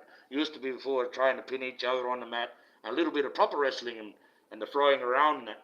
But though Rey Mysterio, he's fucking bouncing around like a fucking monkey. And flips and that, and that's, everyone started doing that. And that's where people see this here and they think, oh, you're being the Sting. I actually like Sting. He was a pretty good wrestler. He really was. And Undertaker and all them guys. Oh, my old favourite was old Junkyard Dog and George the Animal Steel. Old George the Animal Steel come out the blue tongue, and he got everyone's bashing him, and he's just in the corner, and he's just chewing the turnbuckle, ripping the fluff out the turnbuckle, make a bit of steel there, and then when they come through, you grab him, push him in the steel, and win that match. Old Junkyard Dog and George the Animal Steel was the tag team. Back in the good old days. The good old days. And now, see, well, look at all the controversy that comes out about them. With Hulk Hogan. And it's funny. People say a bit when they're alive, but it's not until they die and they start banging, oh, he used to do this, he did that, he was true to this, he was true to that. You fucking destroy, when you watch him, you destroy all this fucking heroism you thought of guys. When you find out down the track, they'll right into this demonic shit too. They'll right into debauchery of women and fucking degrading women too. That's one thing I don't like, is degrading of women. Women have a hard enough time as it is. They don't need to be degraded. As simple as that. Oh, a lot of you, well, some of you is built to have babies, basically, to bring in to incubate in the next generation. Now, it's up to your choice whether you want to have that, to do that or not. Some women are unlucky and actually can't do that. Can't have babies. It all depends. And it's good that we now have a choice whether they want to have babies or not, and not some sort of secular bloody thing where you have to breed, because we've got too many people anyway. But we still need to keep and maintain a breeding, and that's dropping right down. The amount of babies being born in West Australia last year is the lowest it's ever been. Almost going back to the 1930s. Amount of babies, So people are having less babies. And we need the population to go on, but we need to have it at a steady medium. We can't increase it really from the 8 billion that we got now unless we start opening up a few planets and start colonizing the rest of the solar system and start cultivating something else, or come up with a whole new way that we generate food. Because there's only so much this earth can provide, and there's only so much it can sustain before we hit the overload. Usually when you've got a population that is too much, and they start eating the food out of that area, well, what do? We cull them. We cull off so many thousands, hundreds of thousands, and that way there'll be enough food for the rest of them. That way we won't lose that with the life. We're going to have to do that to humanity. We're already well over the limit for this planet. So humanity has to be culled. And it's even in the Bible. So much culling has to be done off. Right? Hopefully it's most of the bad guys. We slip them off as we go along. I got no problems with that, but there's going to be a lot of collateral damage. A lot of people are going to suffer. A lot of people are going to die. That book at the end, we might have only a short span. How do I know? See, I don't know the truth, the full plan. I know Jesus is coming after me, so I'm here now, but am I here now to do this? And we're waiting to a million years down the track before Jesus actually comes? Because I don't quite know that, right? I got a feeling he's coming soon because the way things are going, they're ticking along in that book very nicely. We're fucking finding our way to the end very quickly, right? But there's nothing in that book that says that when we have this doom and gloom, that we're not going to be subjugate for nuclear winter for 2 million years. And what we look like now, humanity has been hiding in the rocks and from the radiation, is nothing like humanity in 2 million years. We look nothing like that, right? And is Jesus going to come along then? Because it says all that's got to happen. It says that we're going to go fucking order, shit's going to rain down, we're going to hide in the crevices in the mountains and everything that. We haven't got to that stage yet, but it's coming. A lot of doom and gloom we've got to go through before we get to that smiley bit at the end of that fixed book. Like I said, it's fixed, but you've got to go through the punishment like those wrestlers do. A few spines have to be snapped. A couple of collarbones, maybe a broken neck or two. And when we get to the end, it's all good. Everyone's all clear. It's all peaceful. We can live harmoniously. So it's fixed. Just that we've got to go through the fucking moves first. We've got to do all this body slamming and shit. And yes, when these body slams happen, I'm sorry, but we're going to lose a lot of humans. A third of people on this planet have to go. A third has to go. That's about 3 billion people. They have to be slipped off, one way or another. Good, bad, evil, Thanos or not. Doesn't matter, they got to go. So the rest can survive. It's like being on the Batavia ship or on one of those ships, right? You've got to get rid of some of them, or the supplies are not going to fucking last. It's a harsh thing, but it's the fact. Earth's like a ship sailing through space. All this life on it. Overpopulation, humans, devouring everything on Earth. And we start devouring each other like they are. Now, you're going to freak out. They've been conditioning us to cannibalism for a long time now. Every one of us has been subject to it. We don't even realize. They put hemoglobin into the rain clouds. When it rains down, it goes into all your vegetables, absorbs into that. So the earth is being seeded with the flesh of human anyway, bit by bit. That's why when you cut grass now, it doesn't smell fresh and sweet. It smells sour and like rotten meat. Now, if you went around and did a DNA test on all these things in the environment, it's going to scare the shit out of you because you'll find out I'm not lying about that. It's something we've been subject to. In our food too. Right? America, you better watch out eating those burgers because there's not a bit of cow in them, not a bit of beef in them. Don't know what you're eating, but it's not meat. Not meat from a four-legged creature anyway. So you've been desensitized already. And it wouldn't surprise me. They turn around and say, oh no, the burgers in McDonald's have been feeding, they're fucking 15% human.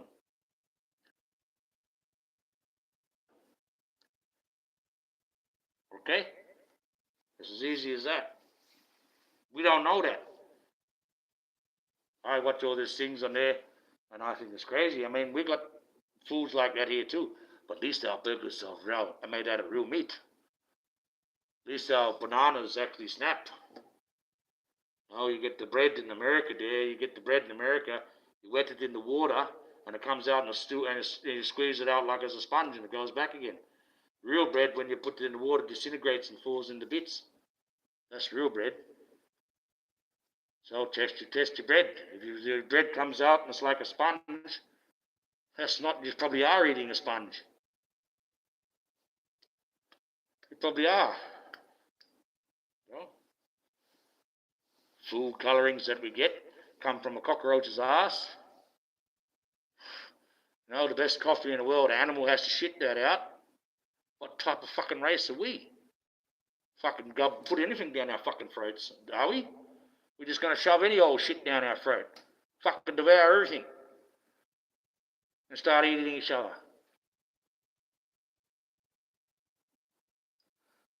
If you've ever watched that bloody cartoon, movie, Wall-E, the little robot, the little compactor robot, and he goes into outer space, into the ship there, and they're all on levitation buddy seats, drinking shakes. Think about it. How much supplies can that ship hold? Been out there for 550 odd years before they return to Earth, right? You know what they're drinking? Reconstitute as humans. All you humans are just leaving me. I put you in a pot, I'll fucking boil you down like a rendering plant. I know the levels of fat we there. You have the amino acids sit up the top. Then you have the fats. They just go along and scoop that off at each level. Amino acids and all that, once you put the food flavorings and colorings back into it, you can make that taste like any food in the world. Because it's what the body naturally takes, is amino acids and that out of the food when we digest it. Right? And then you got the flesh. They mix that down, put a bit of fucking chemicals with it, put some bloody veggies with it, and they call it Soylent Green. Watch a movie. There's a movie out there called Soylent Green that is doing exactly that. Secretly manufacturing humans, putting them in cans and feeding them to people. Wouldn't be surprised. Wouldn't be surprised at all. That's the way it is. I haven't even talked to this Chloe and she'd be upset. Wait up, I just replied to this girl. Oh, an hour. Sorry, kiddo. I am live. Finish soon, talk to you. Finish soon. And we'll talk. And we will talk. Oh, come on now. Yeah. Sorry about that. Private talking there, buddy business. Yeah, but she always does. In between that 10 o'clock and that, always ring me up. Let's check this battery. I don't be like last time. Sends, because I up here and I'm not using the Wi-Fi, uses a bit more power, the antenna, and the charging doesn't keep up with it. It actually it's going slower than it was last night. That's why I cut out last night. This fucking battery went dead. Well, yeah, I cut out the other night because the battery went dead. Yes, well, almost done. Almost ready to go and have a little bit of a rest in there and a little bit of a pipe and a coffee maybe and relax, ready to go to bed. Ready to go to bed. Yes, so thank you for coming in. Thank you for liking. Thank you for listening to me. Tomorrow night I will go live. And I've got a few things here, a few books. I won't show the books because otherwise it's advertising and all that there. But I've got the dictionary here, which is also a thesaurus. But here's the interesting one. I have an A to Z dream dictionary about dreams. So tomorrow night's live will be about your dreams. You know, like Freddy Krueger, I'll get them in their dreams. But it's actually got, like, if you dream of something, like a certain item or a word or a situation, it's actually got it in here. And I might be able to tell you why you're dreaming that. It's like I'll give you a bit of an example. So if you're dreaming of a fox in your dream, a fox in a dream tells of being a hypocrite and cunning and slyness. So if you're dreaming of a fox in your dream, you're up to something. You're up to something. All right? It's like a frog. Right? If you're dreaming of frogs, and if you're having a frog dreaming, there's two different. This is not.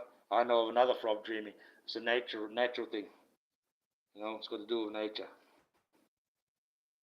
A period or an act of transformation.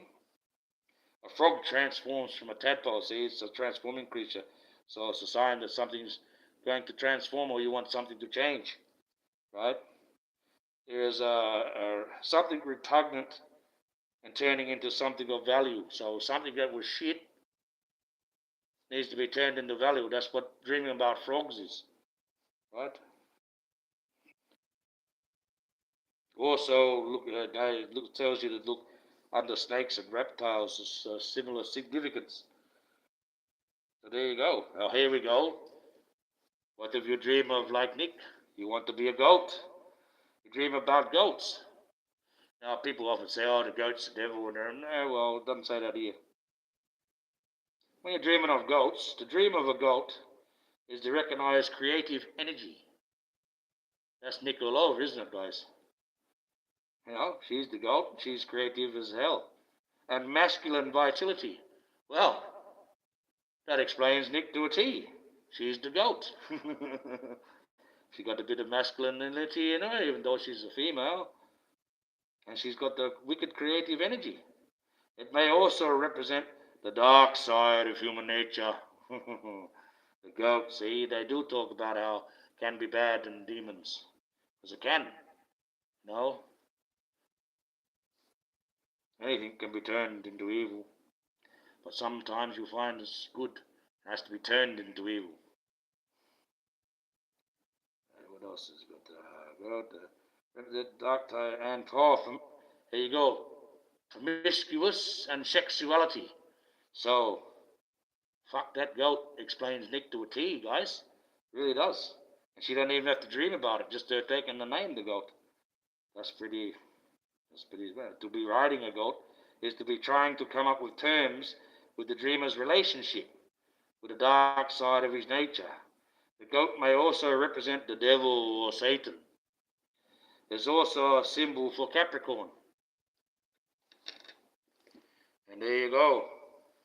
Oh, it's got all kinds. It's got hedgehogs and all. What are leaving? Leopards, lions, lambs, otters, monsters, dragons, playing chess. Dreaming of chariots, chalices, chasms, elephants.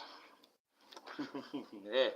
So it's got it all in here. It's pretty good, actually. It's a very good book. And it's actually, like I said, just reading out about goats and that. Well, that explained to Nick. She takes the name as the Nick the Mountain Goat.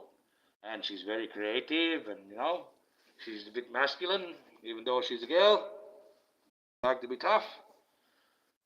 It's like Chloe. Chloe is a girl. Chloe Roma, she's a girl's girl, but she's also got a bit of masculine. I say to her, you got invisible balls, girl. Because you know some stuff and you're a bit tougher than some of the guys I know. And she is. And she is. But like I said, you could be all that and you had your street upbringing. I know you're tough. I know you can bloody fight. And I know you can kick the legs. But, oh, gee, are you cute? She just gets really... she said, why do you do that to me? I said, because you are a fucking woman. I just pick you up and throw you away and come on now. Very cute, you being angry. But, she realizes that too. Realizes that that's why she's a male advocate. And she's a girl's girl, but she always stick up for men and men's rights.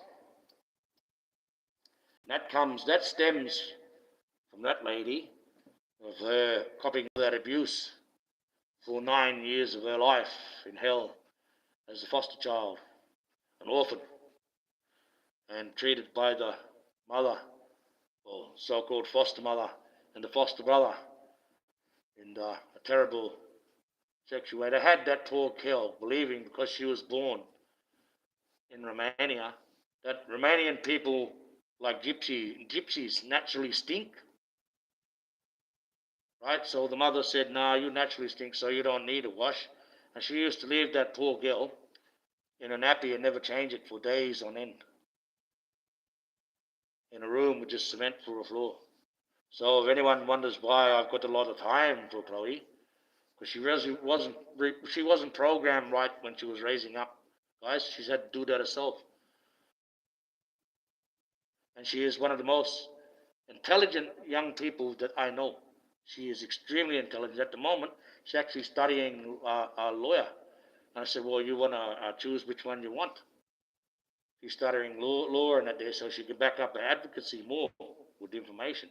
I said, well, why don't you become a family lawyer? She thought, I said, Chloe, so why go for a slice when you've got the ability and the brains to go and get the whole pie? I said, if there was money available, I'd put her to a university and become the judge because she's smart enough to do it. She's extremely smart. That's why I find that lady intriguing. It's her intelligence. It's her intelligence that I find intriguing because a young one at that age, 28 years of age, just doesn't have that type of thinking. And she's still young. She still thinks a little bit stupid. But you get that. But she's a lot more wiser than most ladies of that age at 28. It's very mature and very highly intelligent. Yes, that girl has actually taught me a few things, and I find that usually I don't find younger ones can teach me anything at all. Usually I'm teaching them. So very intrigued by that girl. She amazes me every day just about how smart she actually is. And she's intrigued by me because I tell her things, and I got a way of knowledge my own self of intelligence that she ain't never heard before. A lot of things she's learned from me. Try and be wise. You can be smart and intelligent, but there's wisdom that needs to be had. And that's what it is. She's the advocate. I'm the archangel. We've been playing this fucking game of God on earth here for a little while now, guys. 2 years. Whether people like to believe so or not, that's who we are. I am Michael the Archangel. I've been dealing with the advocate. Whether she likes to believe she is or not, but she is.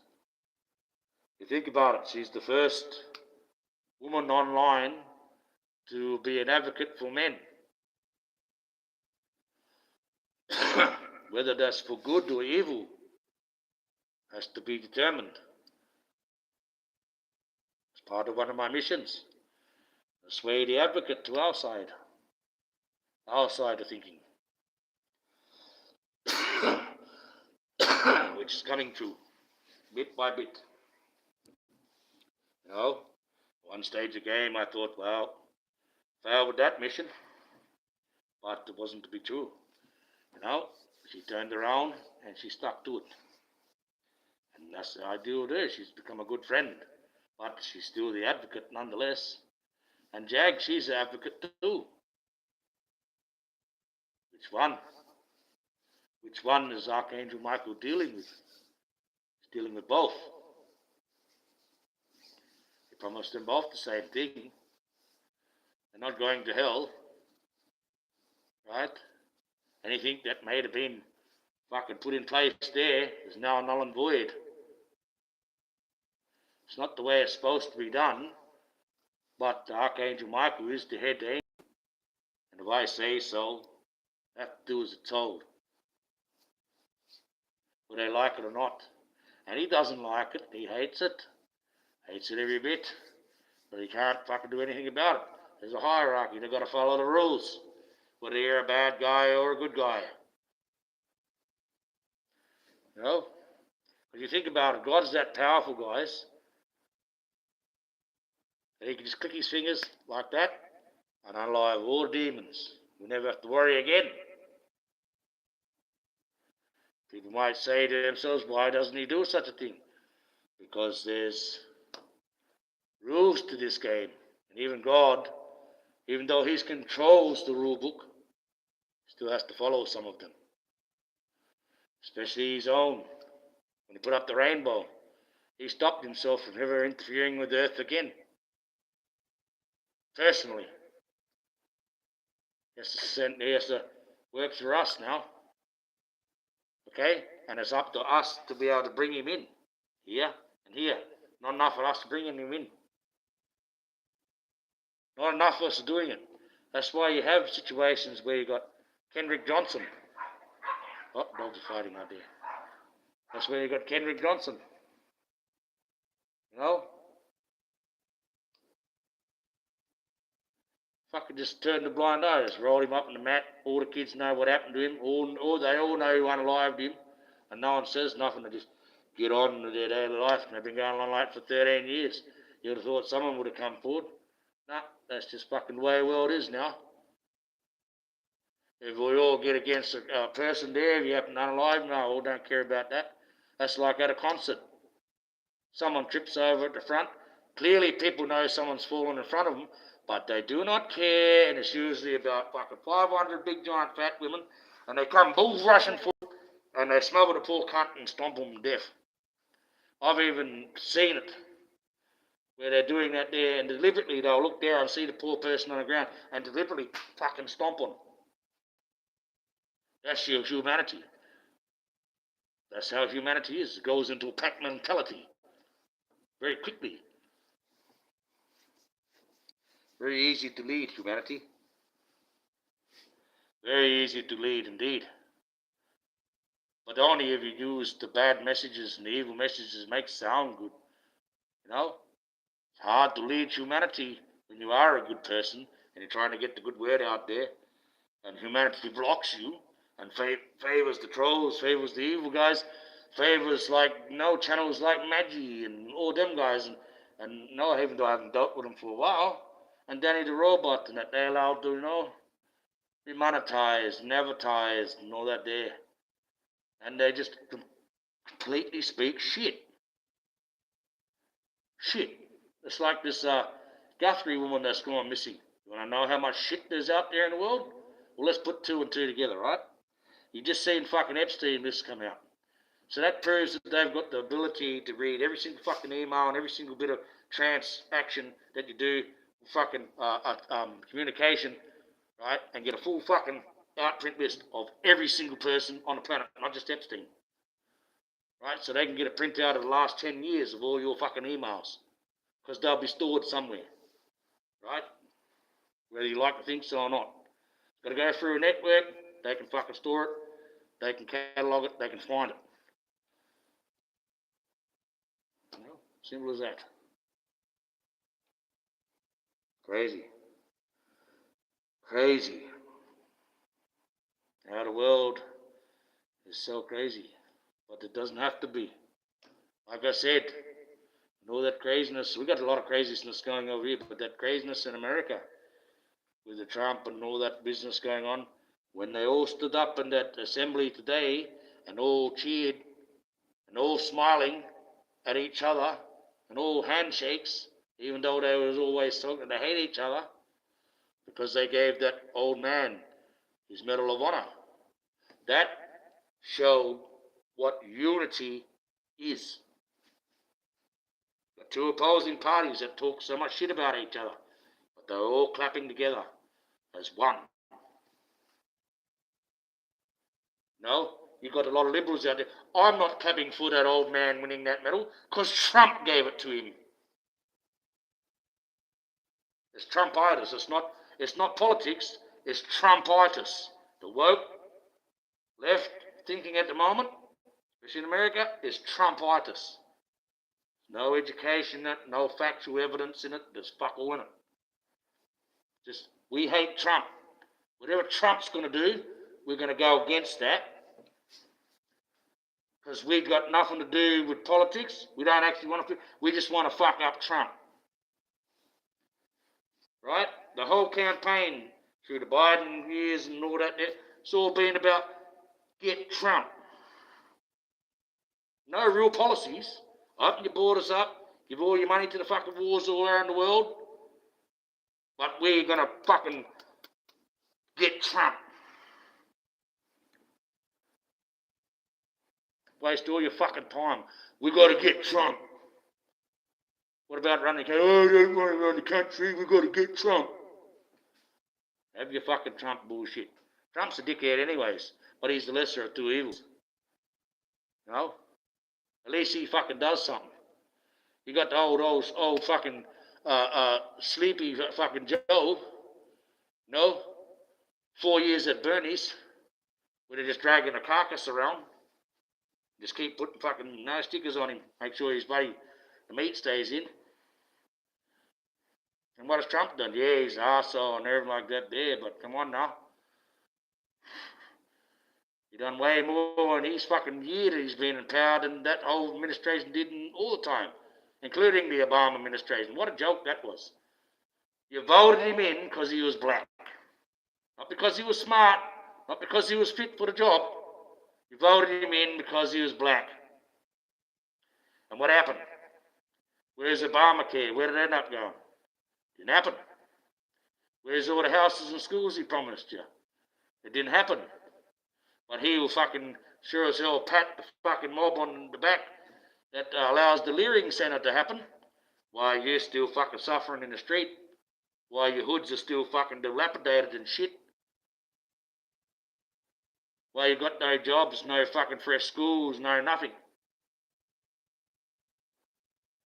That's Obama for you. Obama did fuck all, and everything that he has done has all been reversed since then, because it was fucked. Right? That's what you call nepotism, guys. Obama only won that because he wasn't the right guy for the job. He wasn't smart. Everything that he's been telling you gets fed in a little fucking microphone in his ear. Right? Possibility that the fucking wife was transgender. Fucking big lump in the throat it's got. Fucking looks like an Adam's apple to me. Bigger than mine. So, you find out that, you're going to find out that shit. You're going to find it out. It's going to come out with that Epstein list. But it's all going to come out. Because everyone on that Epstein list, they're all high profiles. So they're going to fucking try and get the shit out of it. There'll be another ones. And that's how they got them in a nutshell. They'll just fucking execute each other. And you'll find out all these governments are part of it. Because they all read it. They all know it happens. They can stop at any time. They can turn the dark web off any time. They're reading all those messages there. They could step in and arrested Epstein years ago. They know what I'm doing right now. They know what everyone's doing. So this bullshit about they're going to fucking solve crimes and there's bullshit they're going to go and chase fucking missing old women and everything that they're from their Guthrie and all that. There's bullshit that they reckon they can't find this and they can't find that. They've got satellite technology that sits up there 24/7 and it can focus down and watch the flies on a turd on the ground. So they know every fucking movement that we do on this earth, right? And every single fucking communication that we make. Places like Pine Gap and Area 51, you got under there, you got 10,000 people working their computers every day, going through every cunt's fucking emails, all the phone calls that are happening. This wireless phone call, you can fucking tap into that. All you need is the receiver. Right? And they got that shit there, otherwise they wouldn't even release this shit here.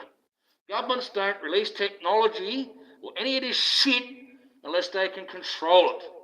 Not fucking once, not ever, fucking don't ever think that some sort of server or some sort of platform is fucking better than the government, because they're fucking government. Rumble is not better than YouTube. Rumble is just another government department.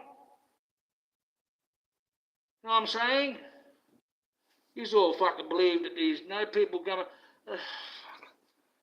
That's like that dickhead down in Panama had that fucking alien creature end up being a hoax.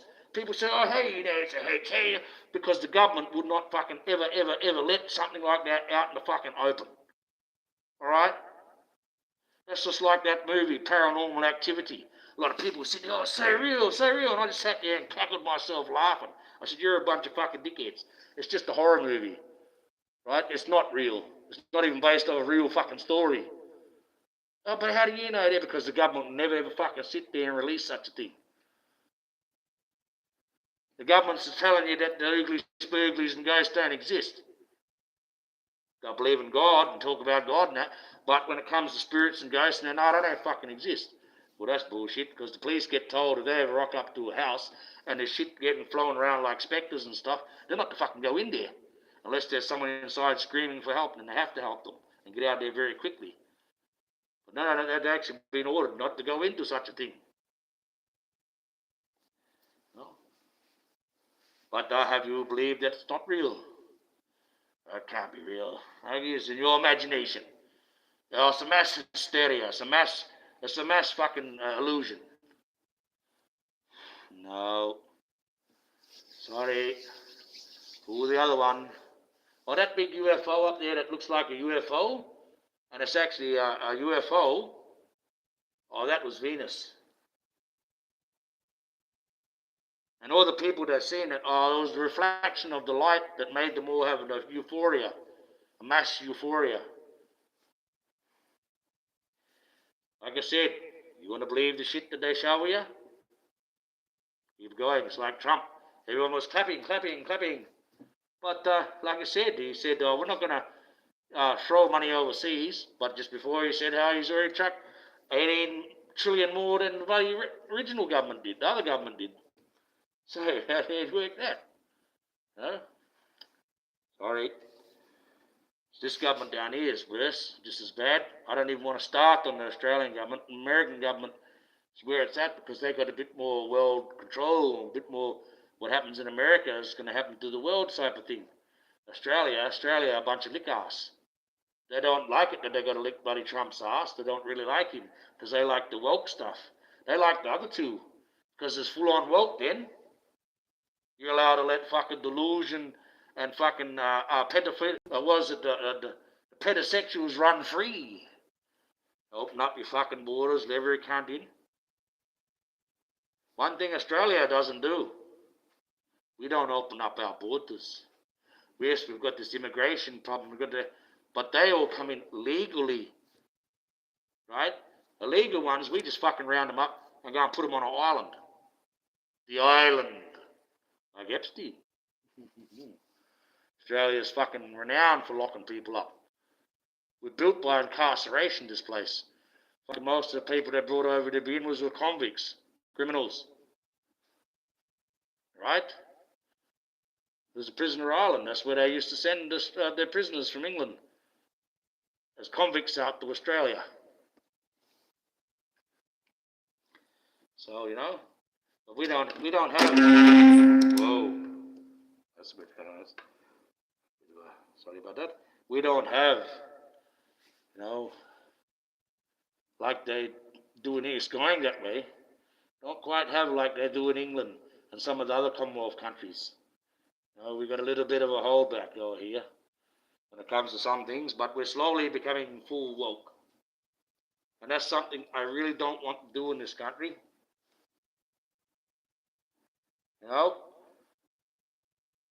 We can have all the tolerance and the love. We can have the bloody, same couple marriage policy that we've got in now, because we got that in here.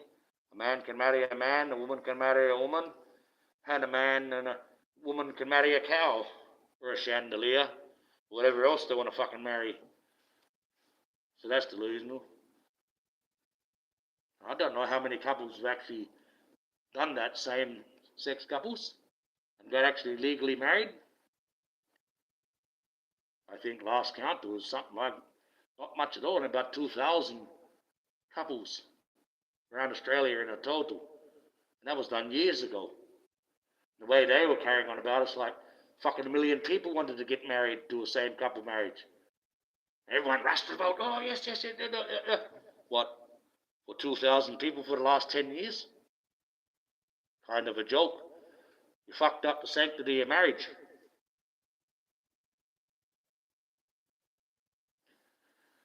I don't think they should have done that. They should have had their own ceremony. The marriage that was created through, a devout way for God and that. So fuck the sanctity of marriage up, same-sex marriage. Sorry, but it did. That's something that God actually doesn't like, because that's not right. No playing with a man. I grew up in the 80s, and I'm down with the ladies. Unfortunately.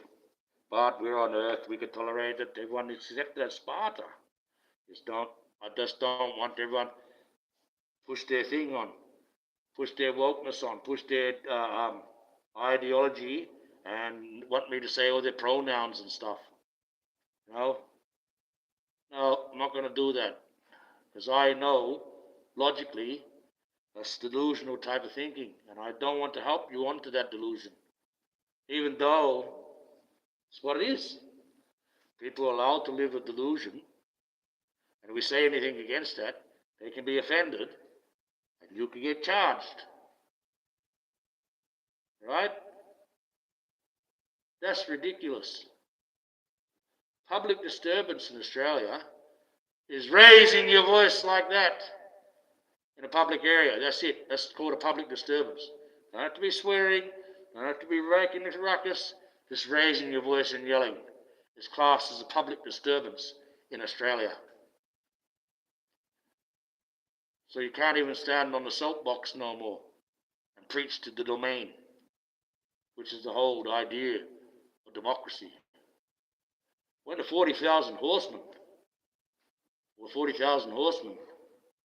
took Damascus, like is written in the Bible, and Australia took back the Holy Land, as we did. That's come to pass, that one. That part of the book's over. Right? 40,000 horsemen come out of Egypt, took back the Holy Land. And they had a movie there. And the bloke was saying, well, what do you think we're fighting for, Smitty? He says, I don't know, but I think we're fighting for a chance to stand up on a soapbox in the domain and have your say. A chance to be able to fucking say to your boss, he can stuff his job up his bum if you don't like it, right? And a chance to start off as a fucking roustabout cleaning up sheep fleece and end up as a fucking Prime Minister. That's what we're fighting for. Now, all them poor old men be rolling over in their graves. Because everything they fought for is nothing like that no more. Everything they fought against, that's what's come into society. They really would. Fought 2 wars, what a waste of fucking time. Only for our governments to become dictators like Hitler and Stalin themselves, under the semblance that we're under fucking democracy. Like I said, your government's supposed to be a clear-cut book. Our government's supposed to be a clear-cut book, but they put out all these laws through the COVID and that there. Now they're a shut case. It is us that has to be clear. Crystal clear. And the government, they can be a shut book. So how do we know what they're doing is the right thing? When democracy, they're supposed to be an open book, so that people can look clear in and see that they're not fucking us around. When they've got it all shut now. And we have to be open.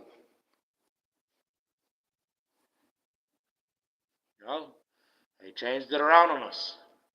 And slowly and surely, they'll keep putting more and more laws in before you're under a full dictatorship and you just think that's a democracy. I mean, that's what Trump's running it like now. He ran it like a dictatorship. I actually like the way he does things.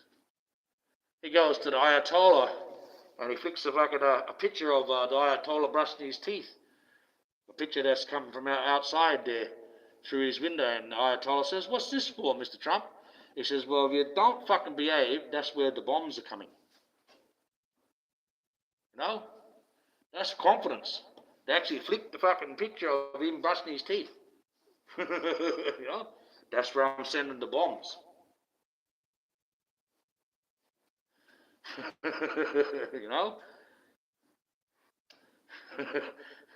Who else is doing that?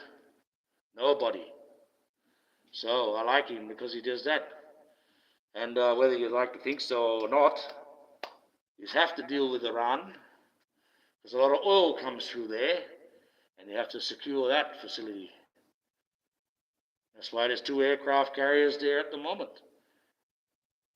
And Iran and China and Russia doing maneuvers. A lot of stuff happening in that ocean at the moment. What are they up to? Considering that we're a UN, United Nations, so we are one secular world government already. We only see what they show us on camera, the propaganda, which now can be completely AI. We wouldn't even know it. They're sure there you wouldn't know what's going on. How do we know? It's not all just a fucking show.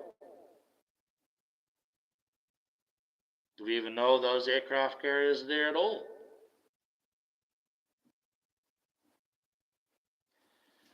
No? That could be just a big farce. Cost a lot of money to send out an aircraft carrier on a mission. That could be a write-off. We're sending them there now. There's no fucking no conflicts happened. Are you sure they're there, or you just didn't fucking sign the money off to somewhere else? That's how it's done, you know. Very sly. When it comes out in the wash, it's going to be like that. We're going to have to hunt them all down, string them all up. We already know that we've got to do that anyway. We all say that shit, the government's shit. They're not doing their job, or they're not doing Satan's job, slowly and surely. Like Trump said, he didn't want to release that Epstein list. They'll topple all the power down. Topple down. So, you know, he knew straight away. Every rich cunt on the fucking earth is on that list. Or the bankers that fucking deal with them. Now we find out what they're doing. Fucking going into bloody war zones and shooting farmers. Going to Africa, to those countries where you've got the blood diamonds, flying over there with a helicopter and shooting young black kids as a sport, including other black people in the industry. To do Epstein know, say, oh yes, yeah, fucking enjoy it unalive them with the fucking turkey shoot. Crazy. It's coming out, guys. The world's going to find out. Find out it's very corrupt. Like I said, I want to know what that asshole said in that seance that he had at the Super Bowl. The fucking bad boy Bobby or whatever the fuck his name. Bad boy Bobby. Bad boy Bobby was a guy that was raised by his mother and his abusive mother and father, right? From a little boy, they kept him inside the house and said if you go outside the house, the fucking oxygen's going to kill you. In the end, he ended up becoming a man and that. And his mum used to fucking ride him. Oh, that's a good boy, Bobby. You know? And Bobby only liked big tits like Flo, and that was the name of his mother, Flo. He ends up knocking them both off. When he left, he got outside and he realised the air didn't kill him. And he's a little adventure through the world. And bad boy Bobby, he just wrapped the plastic around him and fucking knocked him off like that. And then we had someone down in Manja do a copycat murder from that movie. Wrap these mum and dad up in fucking plastic and kill them like that. Lad wrap. They would sleep on the lounge. You just come up, wrap it around them. You go to sleep now, Dad. You go to sleep now, Mum too. And they all gone. But that's it, bad boy Bobby. That's what he was doing. What was he singing? What demonic fucking thing did he fucking subject us to? Why haven't people come out and said, you weren't singing a single bit of fucking Spanish? We want to know what you sung. Where's the transcript? No, you're more worried about sacking 40 fucking people dressed up as grass. Oh, and you're more worried about buying those grass suits from the fucking Super Bowl for $5,000 a pop. That's what you're more worried about. No, people don't care no more. Satan's allowed to do what he wants. These rich people, they're allowed to eat who they want. This is still going on. That white party is still going strong. It'll be in someone else's house now. It's just a bit of a reshuffle. The younger demons want to be the top demons now, so they're getting rid of those old demons. It's a leapfrog. When you work for Satan, it's all about leapfrog. Right? All about leapfrog. And they'll fucking sell each other off. Satan won't sell his own off, But Satan's own will sell each other out. Satan himself won't sell his own out.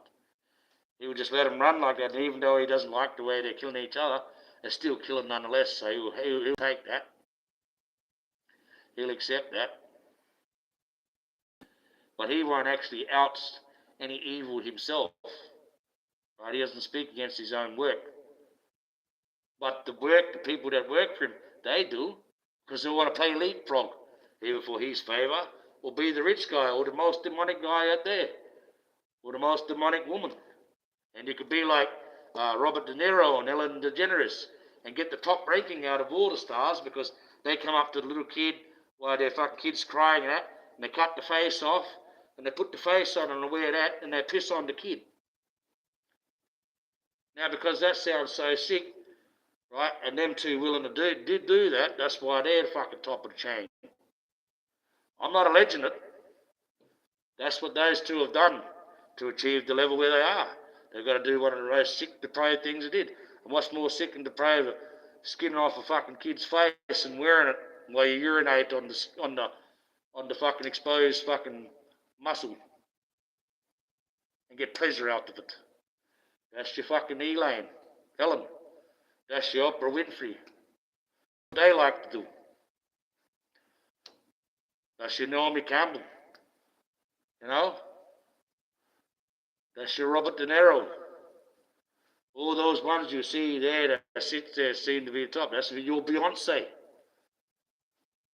They've all cut children's fucking faces off and wore them at a party. That's why all the rest of them will stand back and shit themselves.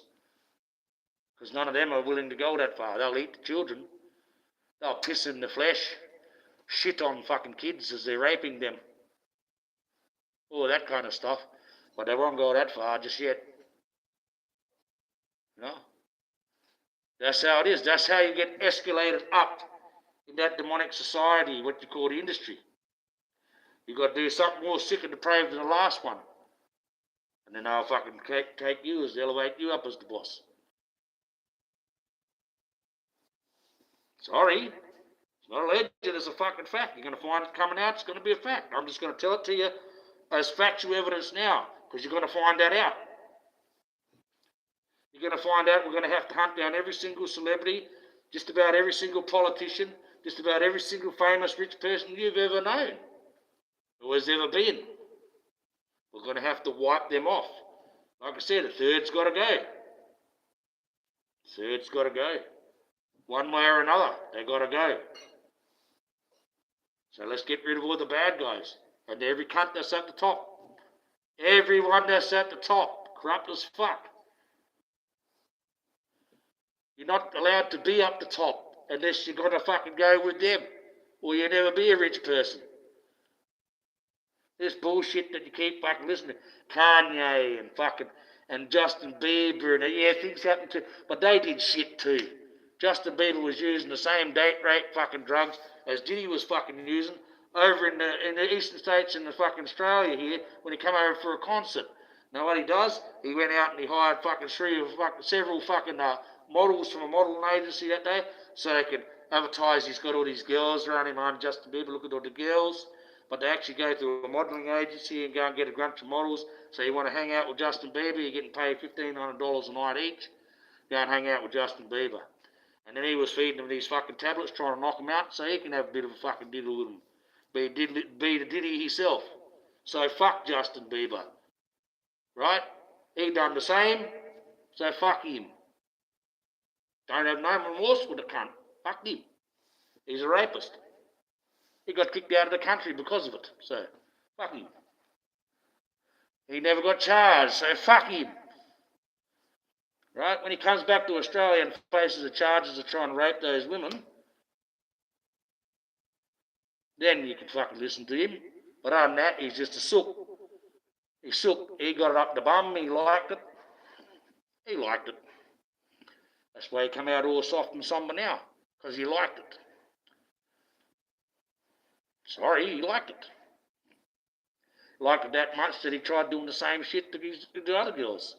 You go and have a look at his fucking history. He's probably done it to a few fucking girls. And they silenced them up, made them look crazy, put them in a crazy house. No remorse for that cunt. Fuck him. Fuck him. As for Oprah Winfrey, sorry, I want her to go the most painful way possible, because she's a demonic fuck. I don't care what anyone says, she's a fucking sick demonic cunt, that one. She got a whole school of young girls that she sells off. They go missing all the fucking time. Sexual fucking, the mother superior there running the school. There's been two of them. They've both been fucking charged with sexual activity towards an all-girl fucking students. Oprah Winfrey runs that top notch. And she gives those girls to Naomi Campbell, and Naomi Campbell sells them around the world. Now, also, Oprah Winfrey basically got that, because they're not going to tell you that's a breeding farm, that's a baby farm. That's not an orphanage or a fucking school, it's a baby farm. So she's going to inseminate fucking those kids on a sly without anyone fucking knowing. That's why miles away in Africa where there's no fucking technology cameras to get to, right? Yeah. And breed them up and sell those babies off for food or whatever, fucking hearts or fucking transplants, anything like that. You know, she's a sick fuck. Serious, she's a sick cunt. She's the fucking top witch. She's the top witch. That one. Sorry, but she is. Why do you think when they go on a show, everyone's got to be subject to her questioning where she does things, how she does things? And then you see all this over in there, oh, I hope I played this game, I hope I played this game, I hope I played this one with this one. I hope we're best friends with fucking Epstein. And fucking, and a big fat useless tub that she used to get around with. Harvey Weinstein. Best of buddies. Best of friends. Best of friends. Okay? Best of friends. Why? Because those two sick fuckers, they were getting all the young ones she was feeding. Now, what better person to get to indoctrinate young people than the wonderful Oprah Winfrey? Oprah Winfrey rocks up at your school. Oh, Oprah, I want a signature. Oh, Oprah, yeah, you come with me, children. I'll never fucking hurt you. Oh, look, I've got a fucking job for you. It's on this fucking island. Really? I guess the parents goes to the parents. Oh, yes, I've got a job for your two daughters. They'll be perfect for this island. No fucking cooks and cleans. I can set that up for you if you want. Oh, really? And then the parents, they fucking sign off on the fucking kids. And then the kids end up on Epstein Island, never to be seen again. No, Oprah Winfrey. Got to watch that. What's the next one got to get round up? Round up Naomi Campbell. They round her up too. And with Oprah, I don't want no trial. I don't want her to say anything about trying to get off. No, I want them to go with a red hot poker straight to her fucking feet and start burning her fucking feet until she tells every single fucking thing that she's ever done. And expose every fucking one. Right? And then we're going to slip her into a wood chipper. Slowly. Feet first. That's what happens to Oprah Winfrey. Right? I can see the devil in her. I see all evil. And I can do that by seeing the way I do it. Is when I actually see evil, I have to look into you to see the good. I can't see good. There's no good in her. There's not an ounce of good in her. It's in her eyes, in her mannerism, and even in her look. There's not an ounce of good in Oprah Winfrey. Not a single ounce. Remember that. Sorry, but there's not. You're going to find out she's one of the top ones. Look who she was dealing with, top of the industry. In the movie industry. In the entertainment industry. Best of buddies. No? I like that stupid view. That stupid view. Oh, they're fucking, literally. That's one place I wouldn't care if someone did go in there with a shotgun and unalive the fucking lot. Because they waste the fucking space. No, they really are totally, that whole channel of the View, may as well say, we hate Trump show. It's got nothing to do about anything else. All goes back to fucking hating Trump. You talk about woke, we'll go back to Trump. I mean, they end up being on the fucking list. They turned it all around. Now, just because you're on the list doesn't mean you actually done anything wrong. Well, that's right. Same with Trump. Just because you're on the fucking list doesn't mean you've done anything wrong. So how can it be for one and not for the other? No. Come on now. What's that bullshit? Epstein was going to lend Whoopi Goldberg a fucking plane. And if you have a look what she actually says, she says, I didn't know which plane it was, but it's the regular plane that I usually take, and that wasn't available, so there's been times where she's regularly taken Epstein's fucking plane, has she? Look at how the way people actually word shit.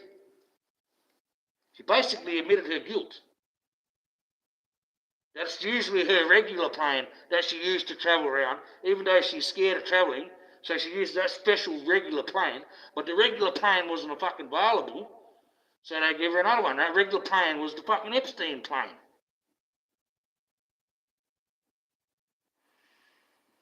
Another one, that one you drag her too, right next to fucking Oprah.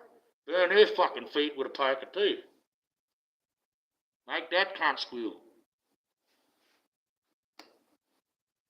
Right? When these young girls see people like Oprah and fucking and Whoopi Goldberg, oh, sister, I love you, fucking those. And it's easy for them women to say, oh, come with us, yes, I've got a job for you on this island. Yeah, well, and you trust them because they're funny celebrities. They made you laugh. You can relate to them through their movies, but when you find out what they really like in real life, they're fucking evil as fuck. It's evil as fuck. Sorry. And Oprah Winfrey's got to come out and admit openly she's a lesbian. Stedman used to live in a shed at the fucking back. He was the fucking plant. They never once laid in bed together. She's a lesbian. Oprah Winfrey likes women. Doesn't like men. She likes women. She's always liked women. Right? She's a lesbian. But she's not one that's come out the closet. Because it's detrimental. See, this is it. She's all woke thinking. But she won't come out the closet as a lesbian because for her image, she has to be a marriageable image. So that's why they got Stedman there. She had to be one like that there. Otherwise, fucking no cunt you would have had none of that show. Because most of those shows are family orientated. And families can only be with a mother and a father. A woman and a man. Alright? So she advertised it to you, got you all sucking in love in her and that. And she wasn't even fucking with that bloke. She's a lesbian. Closet lesbian, won't even come out. Talk all this woke shit up. This one can transgender that, that's all good. But won't openly admit what she is herself. Which is a cannibal lesbian. Sorry, but that's what she is. You want to fucking know the truth? I'm telling you the truth. She doesn't want to admit it, but she fucking is. Guarantee you, fucking if you did a test on fucking Stedman with the fucking lie detector test, he will find you he's never had sexual relations with Oprah Winfrey. Not once. He's just a fucking frontman. He lived in a shed out the back of her house while she was fucking munching the carpet inside the main mansion. Because she's a lesbian. And she used to get them in young too, and eat them. Fuck, cover herself over. Look how wonderful she looks now. This whole time she's been nothing but a fat, dribbling mess. The whole fucking time, and now she's got this beautiful skin, slim body. Almost like she's poured baby blood all over herself. Rejuvenation. She's cannibal, guys. Sorry. Oprah Winfrey, all them, everyone that you ever loved, you're going to find out they're the worst. Not me not liking them. It's got fuck all to do with that. It's got to do with facts. Everyone that's been at the top that you've watched and followed, you're going to find out the only reason they're there because they're the most evil one. Satan's going to be right in front of your face. And you're not even going to know it. He's going to have a face like Oprah Winfrey, Ellen DeGeneres, Whoopi Goldberg, Trump, Biden. It's all the devil. It's him, nonetheless. Just in another form, in another body. You find it all out. You're going to find out, I'm not telling you any lies. Dragons are real. And that footage is going to happen. I'm going to go out later this year. I've got to do this thing. I've got to do with Chloe first. Get that out of the way. So I don't have to worry about that. And that's actually done. We fulfilled something that we promised ourselves. And that's good. And I can get on and continue this mission. And the moment I get that footage, all this Epstein list, all this what's going on, no one's going to give a shit about that. No one's going to give a shit about any of it. When you find out dragons are real. Think about it. You're going to care about what's in some Fox News, or do you want to find out about this dragon? Yeah. So I got to bide my time when I release that, when I get that footage. All it takes me is to go out there for a while, fair while, but I can get it. Very hard, there's a lot of ground to cover. Hundreds of thousands of square kilometres. It's not very small out there, it's very large. You've got Australia, it takes longer to drive across Australia than it does America. That shows you how big our country is. Right? Literally. It takes longer to drive across Australia than it does America. That shows you how expansive our country is. It's like trying to find even though it is a 9-ton dragon, it's like trying to find a needle in a haystack. But I'll find it nonetheless. You come to me. I know where to go for that. It's just a matter of time, getting the money and the finances to be able to sit out there and have someone at home look after the kids at the same time. I don't want to keep leaving my old mother on it. She's an old lady in retirement mode. Not fair for her to be getting up every morning and taking the kids to school. She's past that stage. But she'll do it if she needs to. It's just not right. And she's getting old. So it's a matter of that happening. A lot of things in play. The reason why I don't do things. Money, kids, family, online. And the time. Because, well, like I said, if I bring that and I'm in the middle of Perth one morning and the fucking lights come on or the sun comes up and everyone's filming me there sitting on top of a fucking dragon, yeah, Epstein list, you won't hear nothing about that. It'll be fucking months and months of dragon. Okay? So, as much as you might want me to fucking bring that out, it's not time. We need a few more big wigs to forward this Epstein shit first. They just started off. They just arrested the fucking minister in France.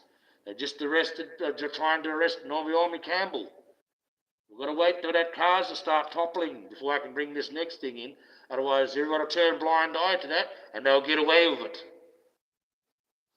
And I don't want to be responsible for that. Because I know the moment I bring that creature, the moment I bring that to the camera, it's going to be a whole different ballgame. And then you really realize that Jesus is coming eventually.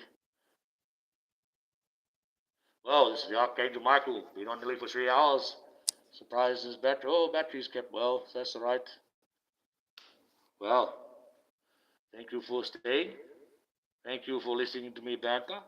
I don't mean to upset anyone. My views are my views. You don't have to listen to them. You don't have to follow them. But I suggest that you give them some sort of thought. Because what I'm saying is not untrue. I'm not trying to lead you down any bad paths. I'm trying to prepare you for what is coming next. Right? And it's just around the corner.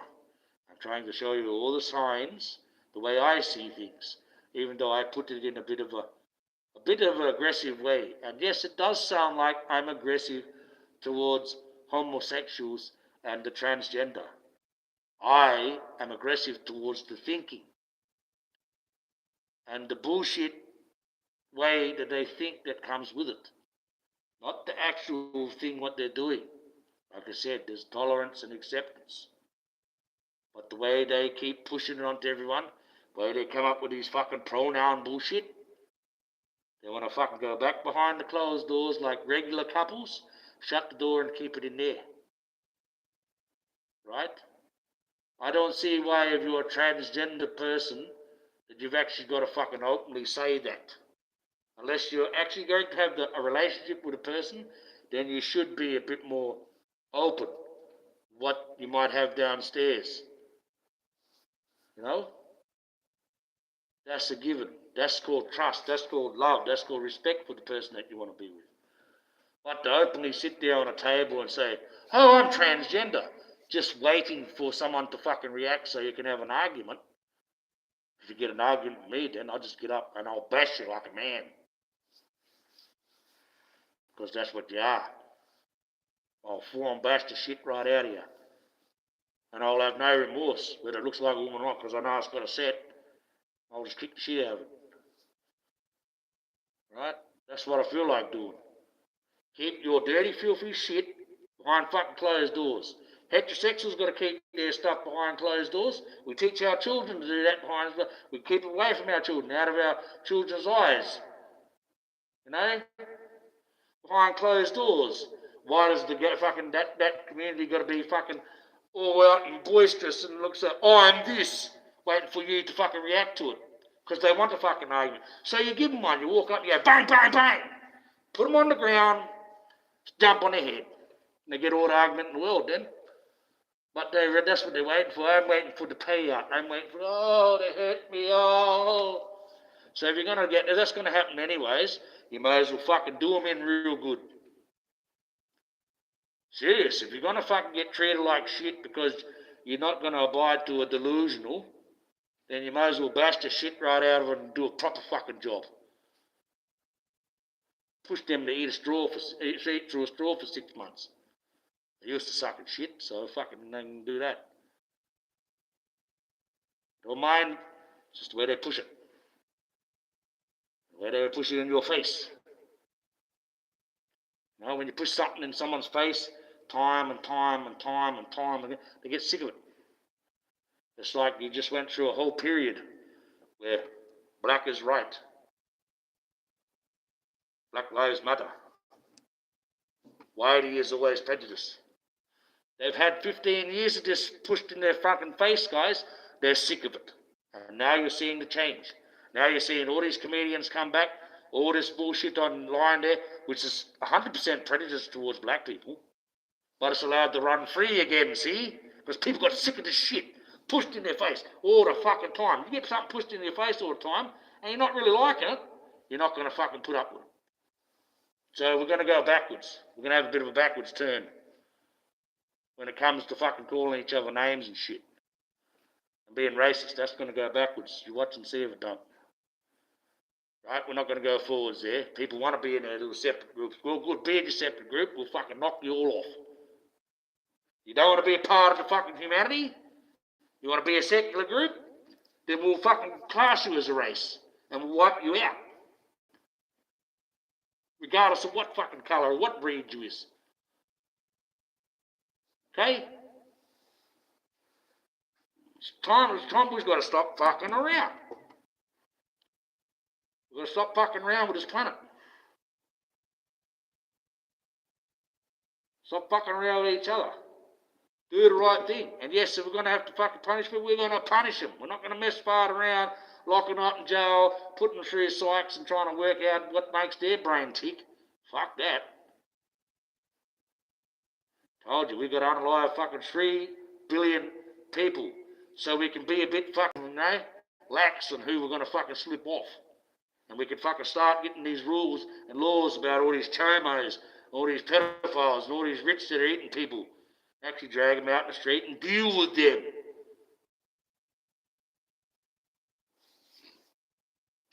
What are they going to do if everyone got up tomorrow and decided, right, I'm going to go to the closest celebrity's house and punch the piss out of them for being a cannibal?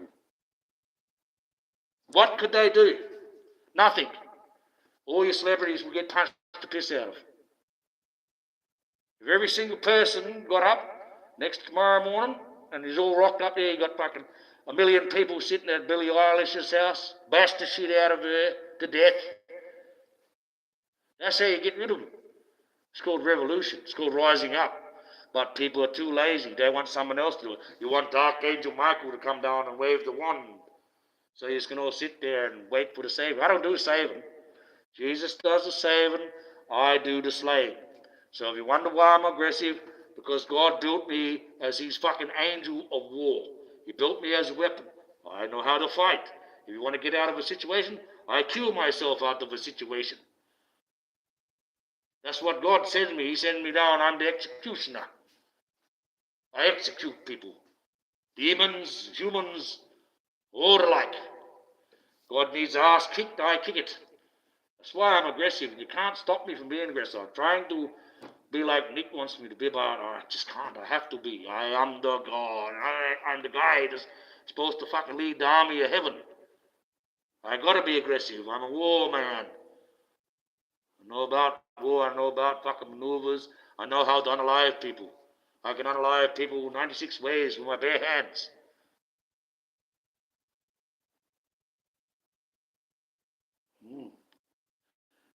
Yeah, 96 ways I know how to unalive someone with just my bare hands. It's like your fucking neck. Only takes 2.5 pounds of pressure to break a neck.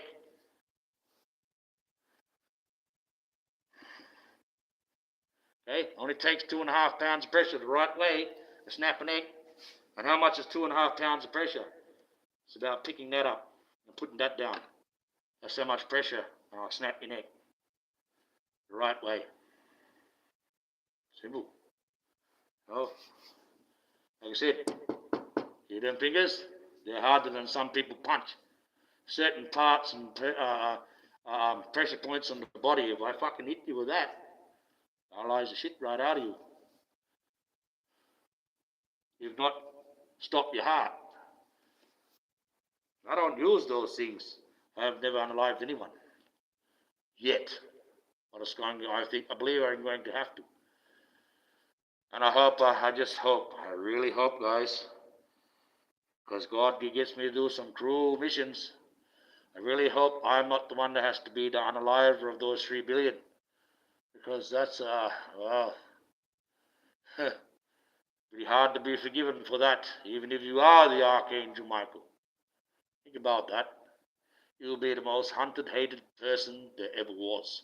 Hitler will be like a Kleenex tissue to you, killing 3 billion people.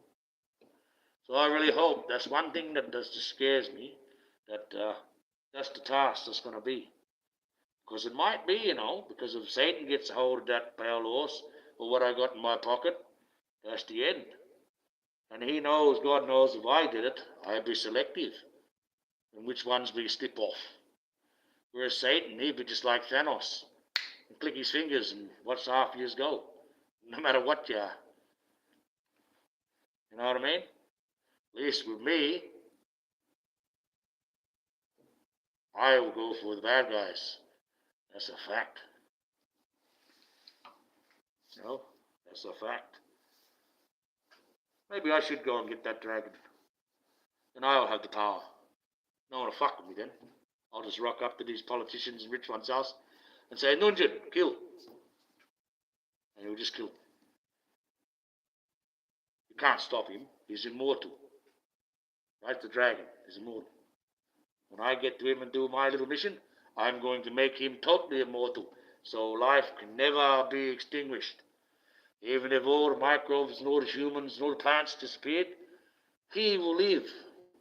And he's got the dual sex in him, also a pouch, so he can breed with himself. So life will continue on. All about humans. Christianity, Muslims, the Jewish, they got you believing this about the flesh, the humans. No, it's about life. We're part of life. So is the tree, so is the dog, so is the fish. Right? So is that lizard. So if all life's gone, Satan can never unalive life totally, because that's Mother Nature's signature running out inside her, inside him, her. This is why I know I will be fighting for the community, not the pedosexuals. I'll fight for the community. I'll fight for what Nick wants me to. The reason being is because everything that's happening in the world now, that creature is mimicking. Dual sex. He knows he's the fucking bottom, but he's a top. He's a dom, not a sub. No? Kind of thing. He's dual sexed. He breeds drones. He downloads and uploads information through his two penises. What do we do now? Download, upload information. Drones run the fucking wars. No? Transgenderality, basically, he's like a big giant transgender man that's got both sexes going on. So he's a hermaphrodite, right? Hermaphrodites are born with both sexes. So he's a hermaphrodite creature with a pouch. He's got a couple of ways to breed that one, right? And they're chasing him with the military helicopters and that. And there's basically like a big transgender man that's got all these chemicals going through him, like these ones where they take the chemicals for the when they transist, right? He's got all that going on, all that hormone imbalance, because he's got both sexes happening, plus he's a special creature and that, and he's getting chased by these men that he's supposed to be protecting in helicopters, and they're shooting him and shooting him and shooting him and hitting him and dropping wrecking balls on him and trying to capture him and capturing all these drones and trying to hurt him. No, slowly and surely he's getting to start to hate humanity. And we don't want him to hate humanity, because he will go to that nickel belt, he will lay those eggs, there will be females, he will breed them, and then they will be the new dominant species. They'll be the new dominant species. The whole idea is once I've done that mission with him, he will be a shield for humanity for all time. Right? And he'll be able to breed drones. I only want females riding the drones. And even when I go and let him have some eggs, and he starts off a whole population, we'll keep that at a minimum. But only females will be allowed to ride all the drones and all the babies and all the ones that come from him. Only I am riding Nunjan. That's the last person that'll ever ride him. And that's it. And I'll have a code word with that one. And I'll die with that code. Whereas information has got to die with me too. Some things I can't be left on the earth. The knowledge, because you're just not you're not responsible enough. You're not. You can't have this pill in my pocket. Almost got it when the cops got it. Almost fucked up my mission. Completely. Can't have what I got in my pocket. Even though it's life from another world, proves that alien life does exist. And it's a bit of metal that we don't have on a periodical scale, which we can synthesize things nowadays, guys, so they can get a sample of this metal that I've got and be able to synthesize it. Your space industry will be cheap as, because you'll be able to make a thin aluminium type material that's resistance to heat is beyond anything. It's the only known fragment in the entire universe, the only sample. It's the tip of the pen that wrote the song of life itself, so it can unalive life. It's also a spearhead. Turn it around, another way it's a shield. It's a spearhead that gets sharpened up, and can go straight through that fucking immortal lizard. It's the only thing in the universe that can pierce it. Is what I got in my pocket. But it can be either the spear, we turn him around and it looks like the Australian emblem shield. So, I want it as a shield. There's only one way it can be a shield. Put it in a place that can't be penetrated. And he's a creature that can't be penetrated, except with this piece. So that piece, is inside something that's impenetrable. You'll never get it. And he will never die. And life will go on, regardless whether us humanity are here or not. And that's the entire mission. It's about life. As hard as that sounds, that's what it is. If it comes to it, right, protect that creature or protect humanity, I have to protect the creature. I have to turn my back on humanity then and protect that creature. Because humanity can be wiped out. That thing's immortal. Just needs one little special thing done to it. And it can never be killed. Life can never go out. The mission is to keep life going. So I'm going to have to choose him over humanity in the end. I don't want to do that. That's not half the problem I'm having as a man, because I don't want to be alone. And I know these tasks that I have to do, and I'm going to be terribly, terribly alone full time, and if not more, if not longer. See, God's got many missions for me. God's like us. We sit on the earth here and we think, gee, is there really a God? Well, there is. But he's like that too, He's thinking to himself, gee, am I the only one that there is? Am I the top? Because I haven't been getting any messages from anywhere else. So am I the last? No, am I the real be-all and end-all of things? I'm a bit curious. I haven't been on the other side of that oblivion before. They're supposed to destroy you, but I know if it's going to be anywhere, it'll be on the other side of that oblivion. How am I going to work that out? That little one I was going to build, different from the rest. I'll build him with the faith in him, the strength in him, that he'll be able to go through that oblivion for me and check it out. So when I go through the other side of oblivion, if there is another side of oblivion, I have to keep the faith that God's going to shield me through there, see? And if there's another side, I'm to report back to God why he hasn't been hearing anything himself. Why he hasn't heard a God like we do. Like we want to, see? That's how hard the fucking mission is for God. It's never ending. I am going to be immortal, whether it's in this body or the spirit, forever, because I forever have to protect God. I just want to sleep. I just want to go to sleep. But, it's a living, and that's what I was built for. And as scary as it is, people say, how do you get that? Well, that's right. God wants me to slip through there. Check that out. He may even turn around and say, Arch, I don't want my son Lucifer to fall. I don't want him to be in that hell forevermore because he's my son.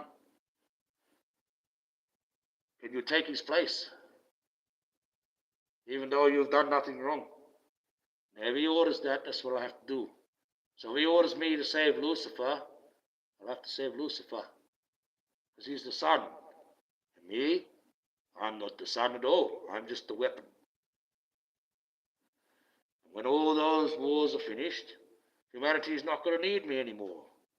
Because there's going to be peace. You're not going to need a weapon. So I've got to go on to bigger and bigger things. Like the other side of oblivion. And check that out for God. Fuck it. Yeah. Oh. But you get that. You get that in the big mix. I know what it is I'm supposed to learn as a man now. I do. I figured it out. looking after Nick and that community. I'm supposed to find that tolerance, that acceptance in me, protect them, but also to guide them, not to go too much into the delusion, to keep stuff behind closed doors, keep stuff out of the eye of the beholder, not to let the chomo become the pedosexual, hunt them down as much as we do. Eventually that will happen, and God will accept them into the house of God. It's just that when you pass away, you just have to repent your ways here on earth.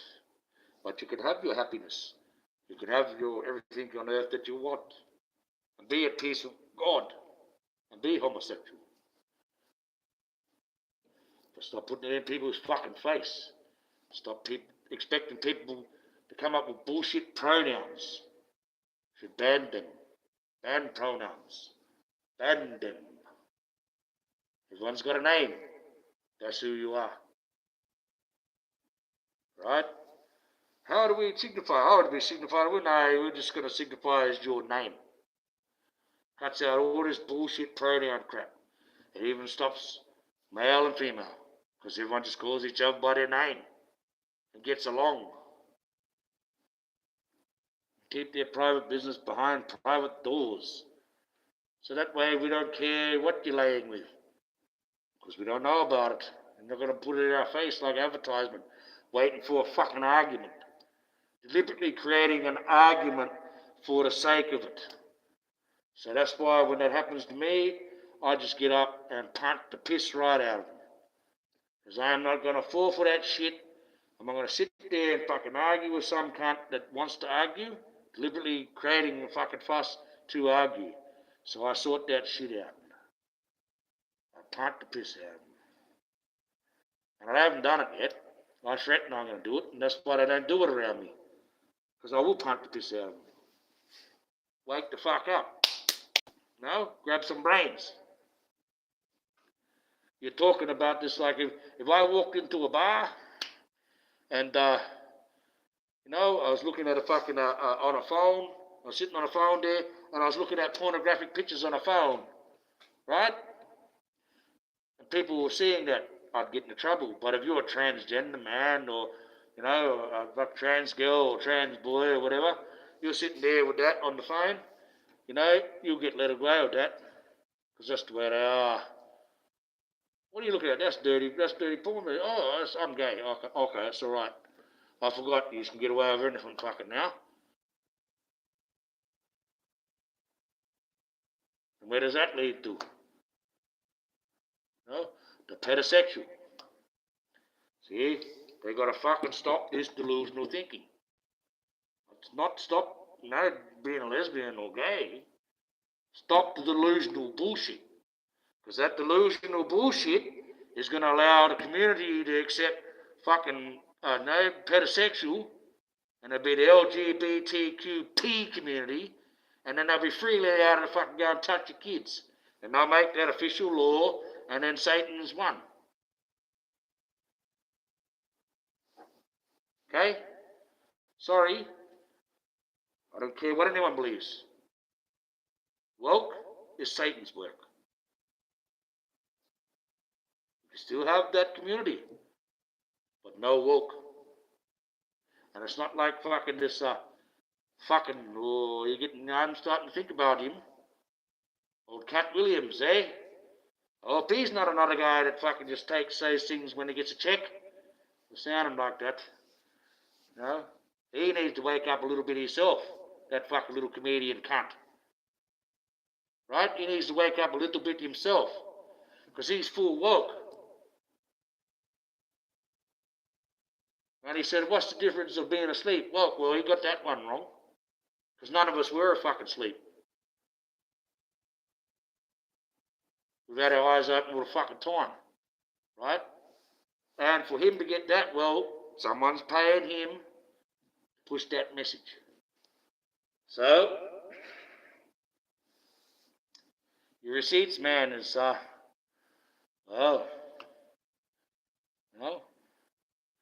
you can't be that fucking receipts fucking right-winger and be woke at the same time, guys. Doesn't work. So he got something going on, that guy. He got that part of his narrative wrong. Right? He's got that part wrong. No matter what anyone says. Woke is Satan's work. So he's going to fucking be woke. He's still under the yoke of Satan. Right? Jaguar Wright comes out with all the receipts. She's fucking stuck here online trying to get the message out. Now, Mr. Cat Williams says it. He's still performing $1 million shows. So he can pay the top industry checks. Still a part of the industry. Okay? People got to look at that. Right? Now, I don't think he's a bad guy. I think he's a bit misguided. And he's going to misguide everyone else because everyone trusts him. So that's where he's wrong. No? Woke is Satan's work. Anyone wants to be woke, you're going to be following Satan, whether directly or indirectly. You'll be doing what Satan wants. And that's how easy it was. He knows most of these people across the world are not gay or homosexual or transgender. They're actually all heterosexuals.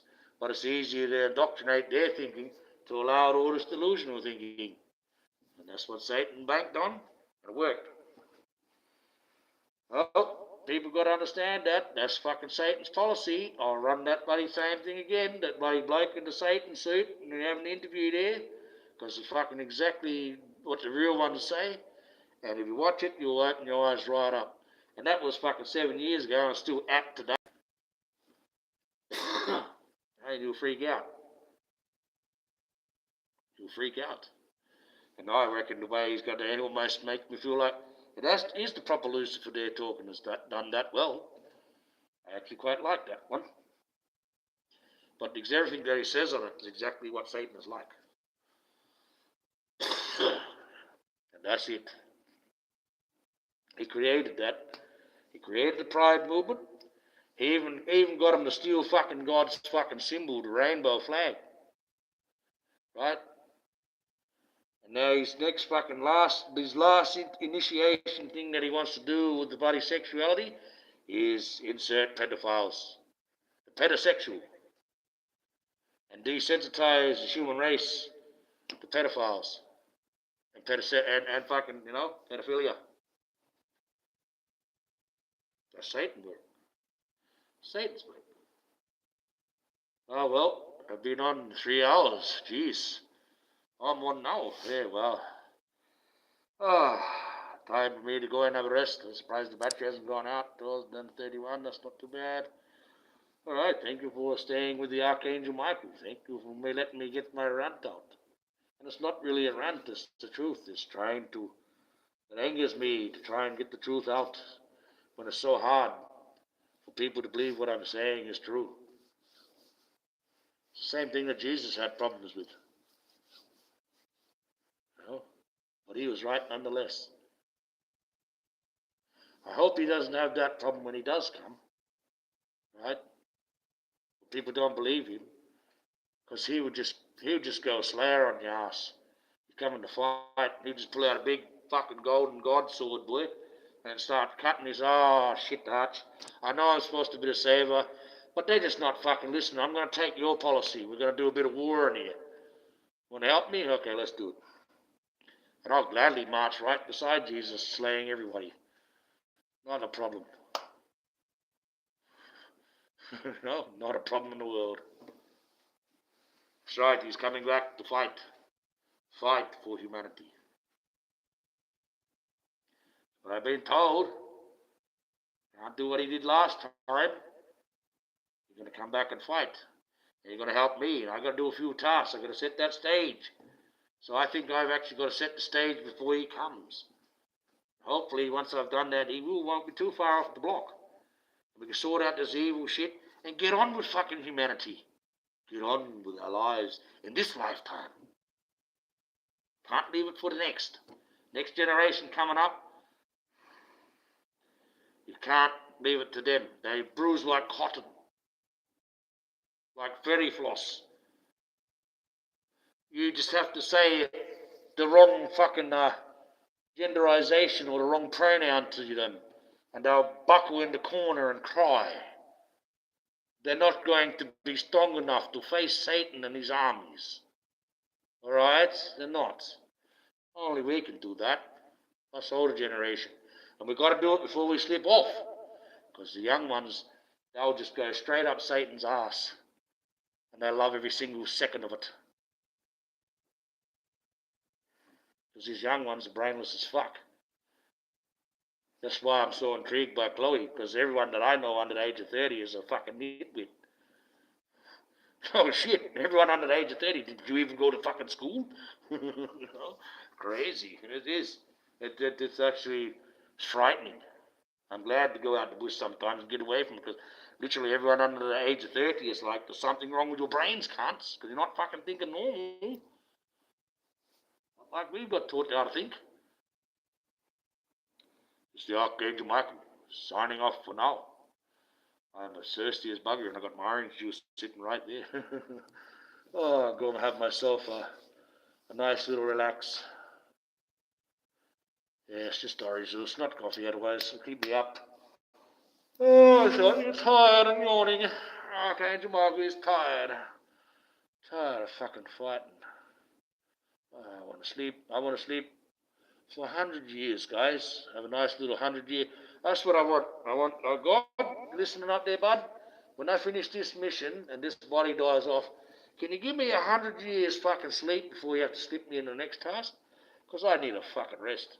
Somewhere on the dark side of the moon would be nice. Nice and fucking no light, and have a good rest. Ah, fuck. Stretch right out there on the moon. Ah. Fucking bliss. Have a rest, you know. It's like I've been fighting forever.